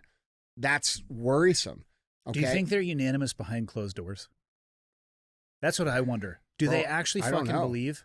I think these people want to hang on to power however they can. I think a lot of them are. And I think they understand they've lost a lot of the minority vote that they have had without question for the last 40 years. You know, Black America has woken up to this shit. You know, we have some of the biggest black voices in the world saying, hey, I'm voting for fucking Trump. Yeah. Fuck these people. And when I look at what's happening with the vote thing, what would be the next step? Okay, now these people can vote. Oh, by the way, if you want to fast track your citizenship, join the military. Oh, and by the way, you're going to join the military, and you know, we got those domestic terrorists over there that was our old military, and we got to take care of them because they're causing us fucking problems. Those people won't hesitate to do that. So, like, yes, people like you and your friends and the people that you were in the military with, they would never do something like that. And I always thought, like, I honestly, up until COVID, I always felt like our military was a true line that would hold the line between the government and the people. And I always assumed they would side with the people. But when I watched what happened with COVID and the amount of crazy shit that was happening, I felt like there would be more leadership coming from that area of the military saying, hey, this isn't right. We're not going to do this. When they're talking about building FEMA camps for people who are unvaccinated. That scared the out of me, dude. Yeah. And so, you know, I'm not sure I feel that our military is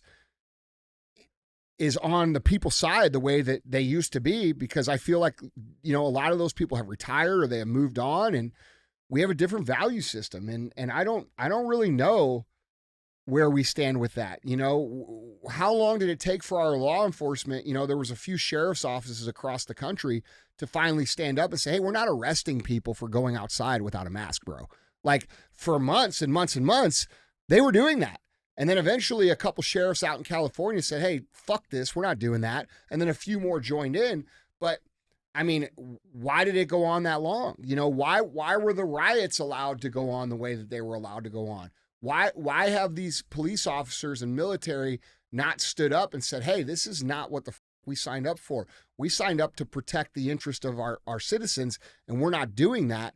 And, you know, I'm not privy to the internal power flow of those organizations. Yeah. And when I talk to the guys, you know, behind closed doors, they usually tell me, they're like, bro, it's the leadership. All the guys agree with what you're saying, but at the leadership fucking, and I'm like, well, there's a whole lot of you and not very many of them. Like, can't you guys kind of get together and say, that's called a mutiny, sir? I understand. And it's against the UCMJ. I understand that. However. So is violating your oath of duty. Yeah, that's right, man. Like, I don't know, man. I think this was more or less. I'm a hyper vigilant person, bro, because, like, dude, I've grown up in business. All right. And in business, if you're not hyper vigilant, you fucking lose.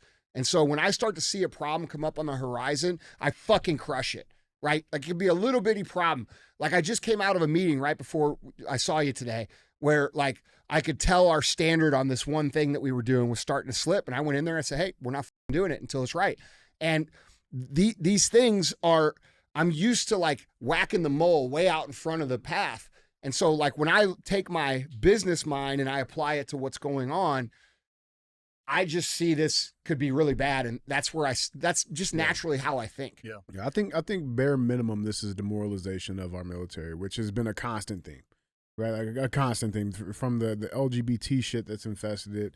You know, these they thems and these high ranked positions in our military, or you mean like showing all those officers cross dressing, like in multiple pictures? The pup mask. Did you see the pup mask general and the fucking cosplay pup mask thing? Your guys' internet search history might be a touch different than mine. Oh, dude, yeah, I did not see that. Hold on, I'll show you a picture, dude. Dude, I'm not doubting it. Yeah. You know, the one thing, Andy, I don't know if by design the U.S. military was never supposed to stand between the government and the people. There are actually, posse comitatus exists for exactly that reason, because the military cannot be used in a policing capacity. By doctrine, they're more of like a weapons out external away from the shore. Mm-hmm. You know what I mean? Mm-hmm. You didn't see that? That's not real. No, that's real. The fuck that is real. No, that is real. That is real. That is real. And there's like more of them too. No, that's like absolutely real. As an official photo, his military photo. It got put out. Along with these here. This is about, what, 18 months ago, DJ? Yeah. Here's what I can say about the military. You're talking about, devaluing the military. For the last 10 years, every branch of the military has fallen short of their recruiting goals except for the Marines and Space Force. Yeah. Mm-hmm. There's a reason for it. And I think it would be hard to say this is the reason. I think it's easier to say things like this. Why is that shit blacked out? Notice how oh, that's a white guy. I was about to say it was big circles, but yeah. I mean, if I was going to do that, I would use the biggest circle that I could find just to lie to people. Like, why is it long down? rectangle? Yeah. Why is it down to your knees? Like, that's just where it is. So I have to use that circle. There is nothing good, in my opinion, that can come from promoting that type of stuff in the military. Because again, I look at the job that I held in the military. If you reduce my job down in the military, we needed to locate somebody who was likely at a place where they felt the safest and arrive at their doorstep, in their country, in their village, in their house at a time that is the least opportune for them. Everything that I do needs to be pointing towards that, from a training, equipping, manpower, logistics. That's my job. Everything that I do needs to make me better at that job. Highlighting people in pup masks, especially if they're doing that from a professional perspective or getting behind that as a military writ large, there's no dots in my mind that connect one of those things to the other. Yeah. But it can certainly detract, because what if somebody who wanted to go down the path that I wanted to go down? Like, I knew I wanted to be a SEAL since I was 11 years old. And I didn't have the internet. I had my father talking about his limited experiences. Well, I had that, which, trust me, by that time we were doing VHS, and I think I ran the wheels out on that fucker like 3 times. So, of course, back to Blockbuster, which you probably don't even understand. I know Blockbuster. I still got some coins. That's what I'm talking about, bro. Okay. But have you ever been in one? They don't know the best things in life. Do you know the fucking struggle of not seeing behind the picture of the movie you want? I'm pretty sure the movie there, so you have to go to the turn-in bin Yeah. to see, right? Because that's where the good shit is. Yeah, dude, you're like looking through the slot. You're like, hey, man, can you go through there? Yeah, exactly. And then if you see one in there, you got to grab the lady and say, Yeah. hey, can you give me that Navy SEALs out of there? And they're like, fuck, again? So I did have that, and I did have my dad. I didn't know or meet a single SEAL before I joined, because I didn't know Yeah. a SEAL, and I lived in Santa Cruz, California. Yeah. So now, though, just using it through the lens of my own kids, none of them have expressed the desire to go into the military, which I'm fine with, and I also would be fine with if they wanted to make that choice. But let's say my oldest son was 11, and he had a phone, and that's what's being portrayed to him as what the military is, what they stand for, what they do. I would not, as a parent, if I was the sole point arguing against what he is seeing online like that, it makes sense to me that the numbers are trending the way that they are. That is not beneficial, in my opinion, to recruitment or the national defense of our country. Let me ask you this, because I know it's an oxymoron of military intelligence, right? But I know there's a lot of smart leadership. So how could you be making these decisions willfully, right? Unless, again, there's some intentionality to it. I would want to know where the decision was made. Just because you're a high-ranking officer in the military, admiral or general, sure, there are policy decisions that can be made above your head. Again, it is your job to implement the foreign policy of the United States, not create the foreign policy of the United States. Right. And it trickles downhill. So they have things that they can control, and then they have things that they are dictated to do. So what were you now you were saying before we got into the pup mask thing, which is all I want to talk about now. And I actually would like one. I got you. I just ordered it. So you were saying guns out. Yeah. Okay. The role of the military Yeah. is basically, it's a national defense tool. It was never designed to be used internally to separate the people from the government or vice versa. Right. Just Well, from what a happens if level. So what happens in a situation where, let's say, a whole bunch of people that are tired of what's going on decide that they want to do something about state and federal? It would probably be a state and federal response, which again, you're going to run into the same problems because we're talking about neighbors, right? Yeah. Most law enforcement people live in the communities that they serve. Yeah. So, the civil war where the state and federal resources that are designed to respond, and I don't I'm not an expert on the National Guard. I don't know their limitations and what they are authorized to do and not do. I know they're often used in protests and things. It's remanded at the state level most of the time. That's what I'm saying. Yeah. So it would be more of a state and federal response, and that is, that's the people in your neighborhood potentially taking arms up against the people in your neighborhood because you're being directed to do so from higher. I don't know what that would look like, man. Yeah. I don't want to see it either. No, Nobody wants to see it. Even I if don't people calling either. for civil war, it's like, shut the fuck up. You don't even know what you're asking Brother, for. I don't either at all. But the problem that I see is, we've got Joe Biden on record taking money from China. We have our oil reserves being drained to the lowest strategic level ever. We have, a shit ton of our military assets left in Afghanistan. We have multiple conflicts going on at the same time, potentially with now the Middle East. We have this invasion happening at the border. We have all of this crazy shit. We have all of this nonsense, far progressive, ridiculous demoralization happening in our school systems and in culture. And it all leads back to China. And China has given this man a lot of money.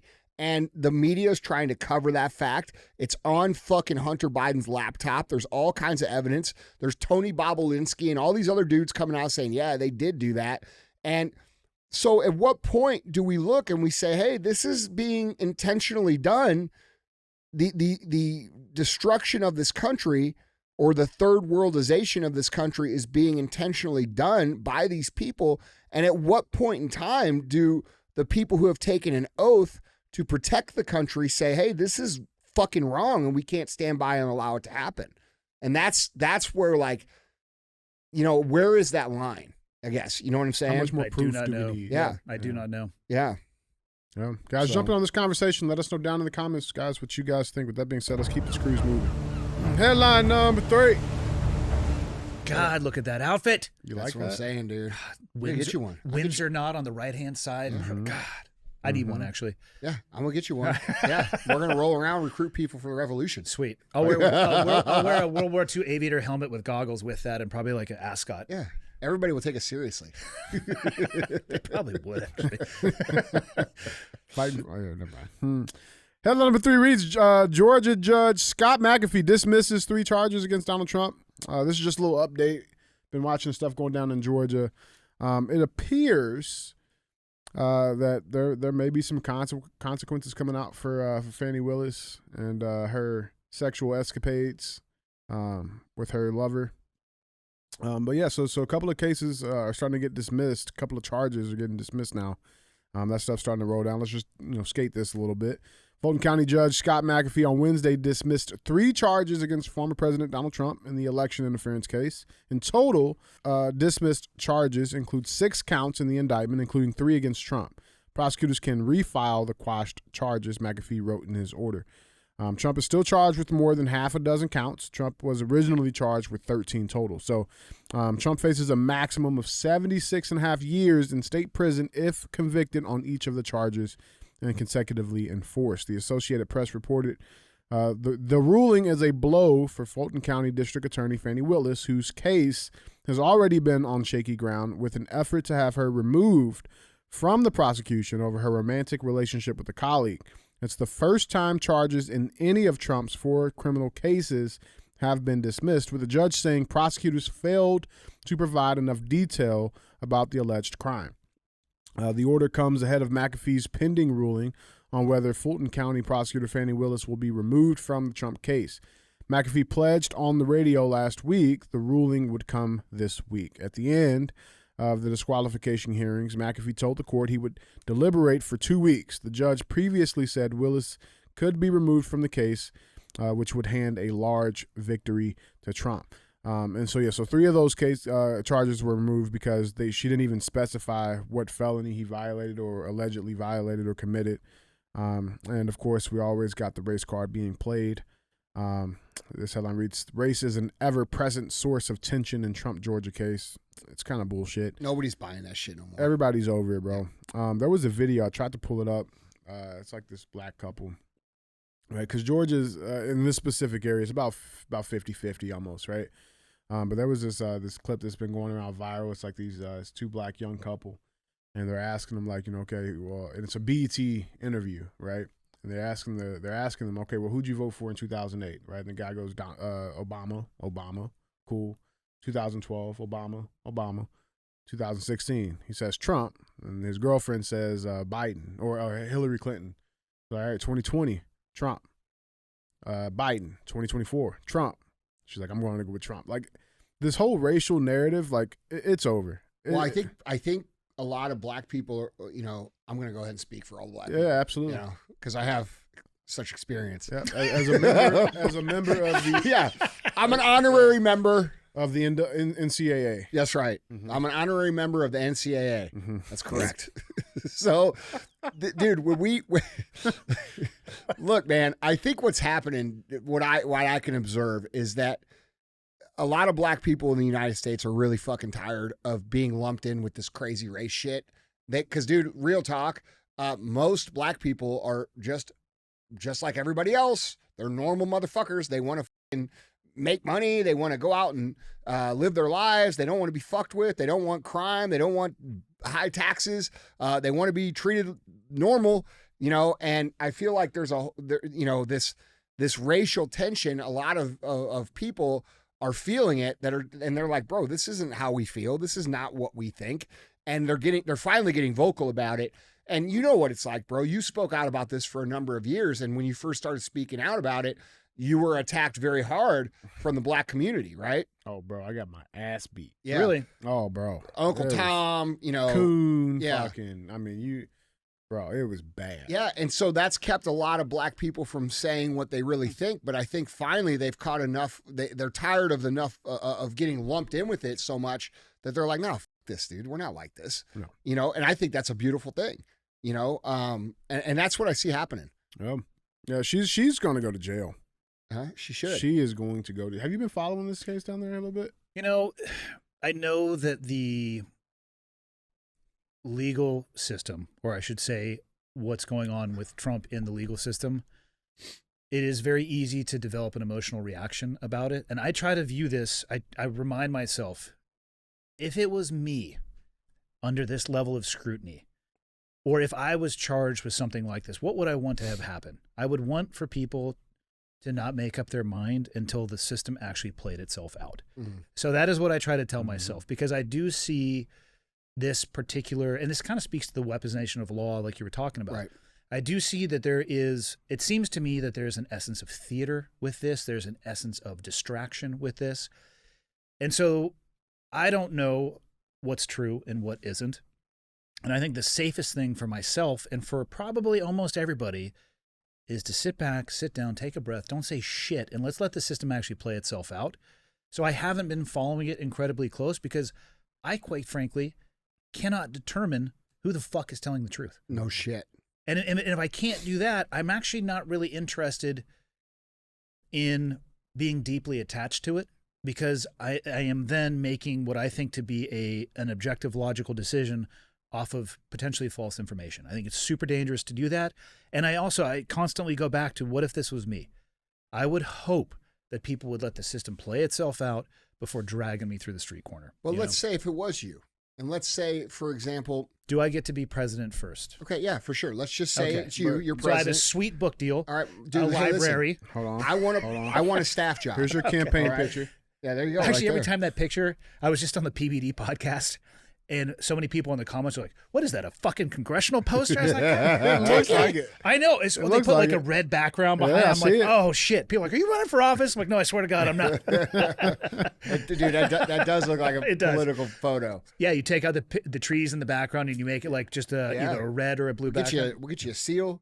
Bro, it'd be awesome. Little trident lapel. You put me. on there. I'll be your. I'll come out. I'll do what KJP Secretary does. of Treasury. No, bro. I'm gonna come out. I want to be the press secretary. Yeah. Can I be? Does anybody want that job? Holy. I want it. I want to be. I'll destroy those people every single day. I want to be your. I would be the greatest press secretary ever. They would actually not know how to deal with that. That could be amazing for the short tenure that I think you would hold the job. I want to oversee your HUD housing. Okay. And food stamps and shit. Yeah. I'm cutting all of it. So basically, you're gonna eliminate your own job? Yeah. Huh? No, my job. I'll be fine. Well, we'll still need it. We just need enough of it to employ you. Right. Okay, I got it. So what were you gonna say if it was me? No, yeah. So if it's you, and the question becomes, okay, we don't know who's telling the truth. But if they're weaponizing the justice system and we can't trust the justice system, then if we let it play out, there's a good chance of injustice happening. So like that's where because it seems very obvious to me that, when we look at, let's take St. Louis here, right? Mm-hmm. St. Louis had a George Soros funded prosecutor here who would not prosecute violent crime. So in the black communities in St. Louis, and St. Louis is always one or two in the murder capital of the United States, these people were doing these violent crimes and literally spending an hour in jail and being released. And if you talk to the police officers here, it demoralizes them. They're like, dude, it doesn't matter if we arrest them because they get out in an hour. All right. So when we talk about the level of corruption that's happening in that situation, and then we amplify that to, let's say, a case against a unpopular with the minority president like Donald Trump, how can we, at this point in time, how can we trust that the justice system is still just? And that's where my concern, because I agree with you, like in most cases, in the history of the United States of America that we both have grown up in, I would 1000% agree with that. I'm like, hey, just let the court do their jobs. But when I see, for example, this Trump situation where he's being forced to pay $300 or $400 million, whatever it ends up being, to this woman in New York who has already very clearly said that he didn't actually do the things that the violent rape that the media is making it out to be. These things, we start to see a level of corruption, like Gregorian or whatever that guy's name is, that judge, he was laughing when he handed down that fine to Trump, which is an unprecedented fine that's never been done in the history of fucking court. So that's where my concern comes in. It's like, okay, do we valid? Has the tree of justice been poisoned to the point of that we can't let things play out because they're just going to throw people that they don't like in jail or fine them or ruin them financially? And we see case after case of this. A lot of people, not a lot of people, but there's people out here who have swallowed this idea that Donald Trump has committed, whatever they got, 91 felonies or whatever, right? But they don't stop and ask, okay, are those real cases? Because in their mind, they're thinking like, well, of course. Yeah, it's just a number they've heard. Well, no. Like, dude, you got to remember, like, just like these people who were forced into getting the vaccine, right? And they were mad at the people who were trying to stop it. They weren't mad at the people forcing them to get the vaccine. They were mad at the people who were trying to get them to not get it. And now we have a situation where all kinds of people are having side effects. There's all kinds of situations happening. And those people are realizing that they're the victims of a play. Mm-hmm. And when we look at the situation with Trump and we see what's happening with all of these, charges and things, their assumption, just like during COVID, is there's no way the media would lie about all this shit. There's no way Dr. Fauci would lie about this thing. There's no way every single media outlet is lying to us. And it turns out, guess what? They were. And so now we have a situation where the same people are falling for the same thing when it comes to the court system.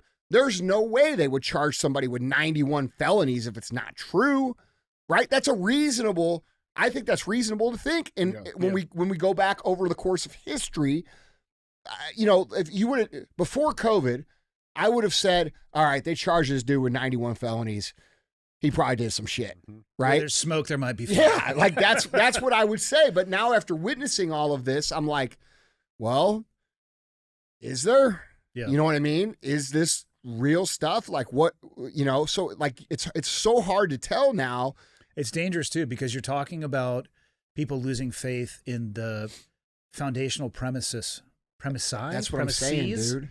Whatever the word may be, of the country. But bro, that's what the goal of communism is. It's about demoralization and destabilization of the country. So if we don't believe that our media is telling the truth, and we don't believe that our borders are secure, and we don't believe that our court system is doing the right job, then what do we actually have to believe in? Yeah. And that's part of the globalization process. Globalization is about the removal of what is, called nationalism, but we call it here in America being a patriotic American, and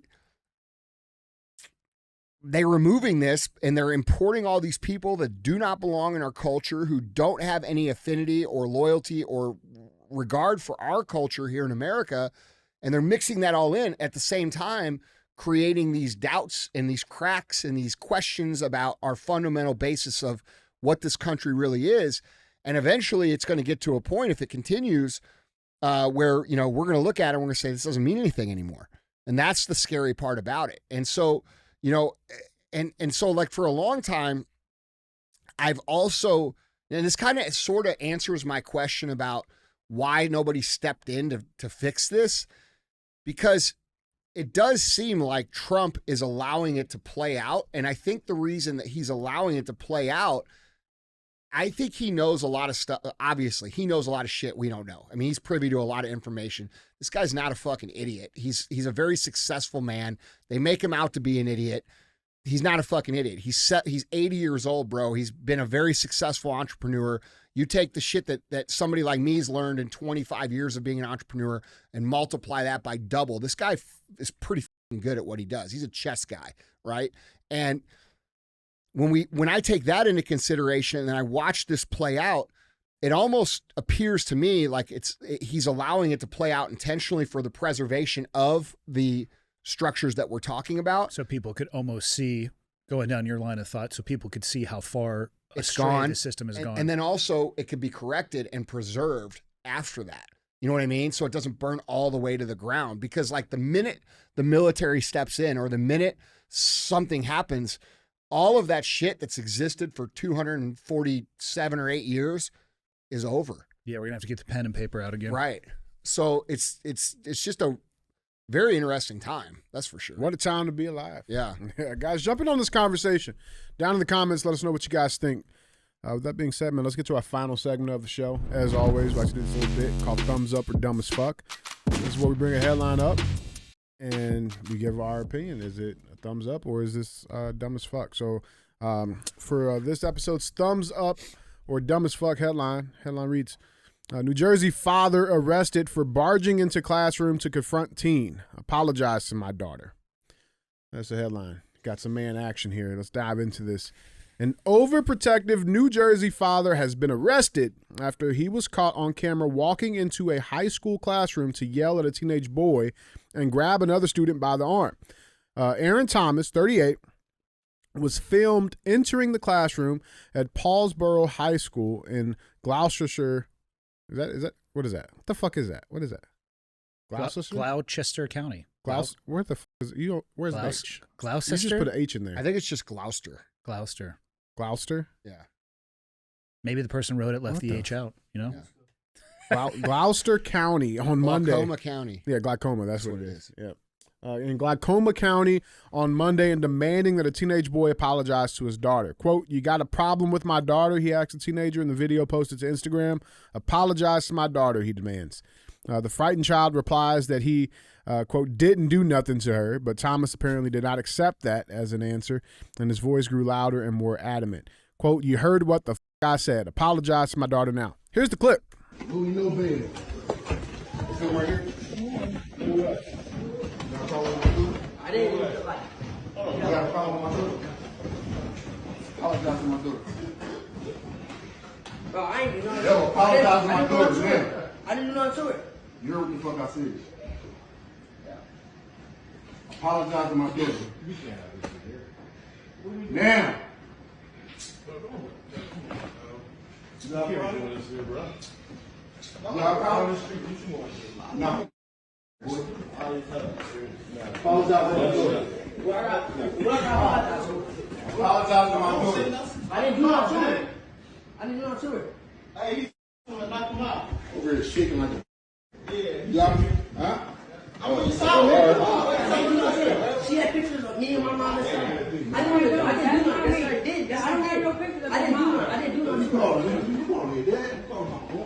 Yeah. So Thomas was later arrested and charged with simple assault, making terroristic threats, trespassing, and disorderly conduct. He was released Tuesday until a trial could be held on the charges, but a judge ordered that he must have no contact with the students involved or their families and must maintain monthly contact with the court officials, according to New Jersey Advanced Media.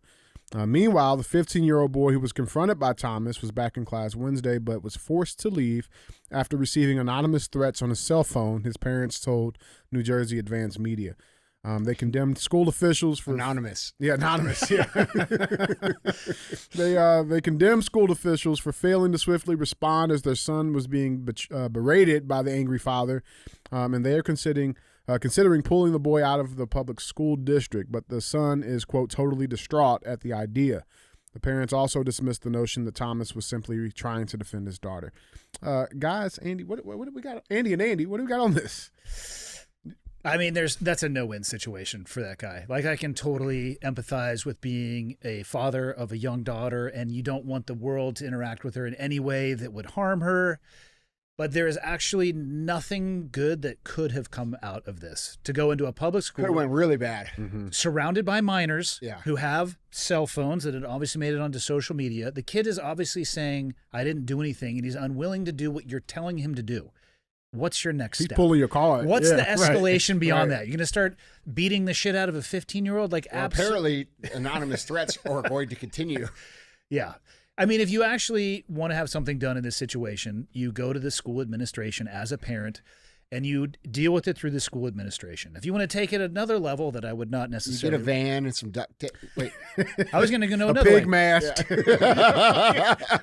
When I was growing up, I've watched many a father beat the shit out of another father for Yeah. something that their children had done. That's right. And I'm not advocating for that. I'm just saying that's a more non-confrontational or a non-traditional approach. If you don't want to go the school method, go talk to their parents. But what you should never do as a fucking grown adult is go confront a minor and think that it's going to go in your favor. Yeah. Because whatever, I mean, let's assume that it was something verbal said and not like a horrendous sexual assault or assault of some kind. If it was something that person said, there is no way that this ends other than something probably really bad happening to the parent and nothing happening to that kid. Yeah. So if that's what you're going for, bon voyage. If you actually want to have an impact on the situation, I would take a different tact. I mean, you know, I've seen this happen growing up a number of times. Like the world's so different now. I can remember things like this happening when I was growing up. Like you know, I've seen it happen. yeah, dude. Like Have you I've really? seen, I've Oh, seen, yeah, I've seen it. I've seen parents show up at bus stops, Bus stops. Yeah, and shit Yep. and like choke kids. I've seen Like, it. you know, like, We in St. Louis, too. Like, I mean, Yeah, this ain't California. yeah, dude. And I know that sounds crazy, but we live in a different time. Yeah. And when we were growing up, there was a place for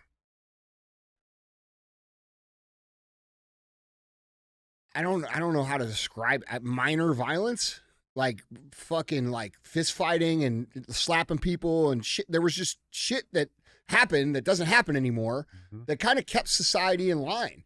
And I agree with you. This guy, It's all downside. this guy grabs that kid, he's in f***ing jail, right? I think this guy, and from the way that he was acting, and he seemed pretty serious about it, and I doubt that he's probably going to let it go. So if I was this kid's probably going to be looking over his shoulder for a while. But I say all that to say this. He's not going to win that way 100%. It's a bad move. There's ways to handle things, and then there's ways to not handle things, and that's a way to not handle things. And but I'll say this too. You know, when people solved their differences with a simple fist fight, the world was a better place. And I'm not saying that a grown man should beat up a 15-year-old kid. I'm saying in general, But like, he swings first.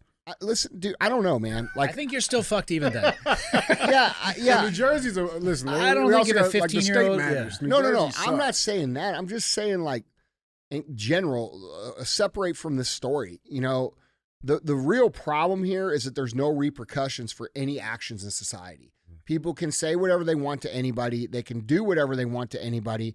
And as long as they don't touch them, it's okay. And bro, that's a hard way to have a functioning society. So now we have a bunch of little shitheads running around the country who think they're immune from any sort of repercussions at all. And then when the repercussions happen, they play victim. Right. And it's like, bro, that's not how it works. If you step on someone's toes, you should expect them to stomp on yours. That's sort of the order amongst men that has existed for thousands of years. And that's what's created a civil society. I know I'm not going to go fuck with Andy, because if I fuck with Andy, he's going to fuck with me back. I don't want that. So guess what? How can we solve this without that? Right. You know what I mean? And it creates a better society when there is a little bit of fear for physical repercussions amongst men. And I also think it creates less violence, because now when people go to violence, they don't go to fist fights. They go to shooting people and stabbing people and doing extreme level shit, because that's where the situation escalates to, because there's not a simple intervention such as a fist fight on the curb, you know? So, and I know people, when they hear that, that's shocking to hear for a lot of younger people. But the reality is I've grown up in both situations, and there was a lot more respect amongst men, even young men and older men, when there was a little bit of fear. You watched your P's and Q's. That's right. Dude, listen, man, I didn't want to have someone's dad up my ass when I was in fucking high school, bro. No. Like, and you thought about those things. You're like, all right, I'm at this guy's house, his kid's being a fucking you know, should I beat this kid's ass? Well, probably not, because if I do, his dad's going to come downstairs and kick my ass, you know? Like, so there was a civility that was maintained through respect and the fear of some sort of physical repercussion, and that doesn't exist anymore. And so we have this social media world where everybody says whatever the fuck they want. They get online, they talk all this mad shit that they would never, ever, ever say if they were standing right in front of the person. And then there's no repercussions to that, so it escalates and it escalates and it escalates and escalates. And eventually, dude, people get sick of it and they snap and they're like, "Fuck it, I'm going to kill this motherfucker." And they do. And we see it every day. So that's my take. And I doubt we'll ever go back to those times, but we need to. It was better. Yeah. So that's my take. Yeah, I'm with it. I think he f***ed up here, bro. And I think like this is not the way to handle it. Yeah. I would have went to the father, the kid's father. I'm beating your ass.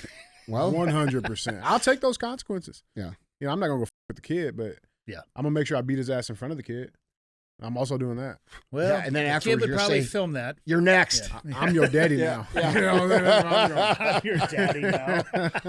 All right, so final thoughts. Thumbs up or dumb as fuck? What are we giving this? I'm going dumb as fuck. Yeah, I think he f***ed up, man. All right. Man, yeah, I can understand his frustration, and I bet a lot of his. I like it. I mean, bro, I get what he's trying to do. I bet if we sat down with that man right here, I bet his frustration would be exactly what I said. Dude, these people say and do all this adult shit, and they talk all this adult shit, and they say all this shit, and they forget that there's people in the real world that'll fuck you up, dude. Yeah. I say free my boy Aaron, though. I say free him. Yeah, no jail for this guy. Yeah, no. Terroristic threats. Like, yeah, come on. Come on. Yeah. Come on. All right. Well, cool. Well, guys, Andy, that's all I got. Well, Andy, I appreciate you coming on, man. Yeah, man. That was wild. We covered some ground. Yeah, that was awesome. That was awesome. Guys, I forgot to mention at the beginning of the show, I think, you know, Andy's got a really awesome podcast called Clear Hot. So if you haven't listened to his show, I think you guys will really enjoy it. You'll enjoy his takes on what's going on and things he talks about. Anything else you got going on? Next thing coming up personally is jumping into the 80th anniversary of Normandy with the Black Rifle crew, actually, that you were talking about. So that's kind of near term on the radar, man, and still just trying to figure out business every day as I go along, you know? Yep. Well, brother, we really appreciate you coming on. It's long overdue, and I'm excited for people to hear this show. And if there's anything that, you know, we can ever do for you, just let me know, man. Awesome. I really appreciate it, guys. All right, guys, that's the show. Don't be a hoe. Share the show.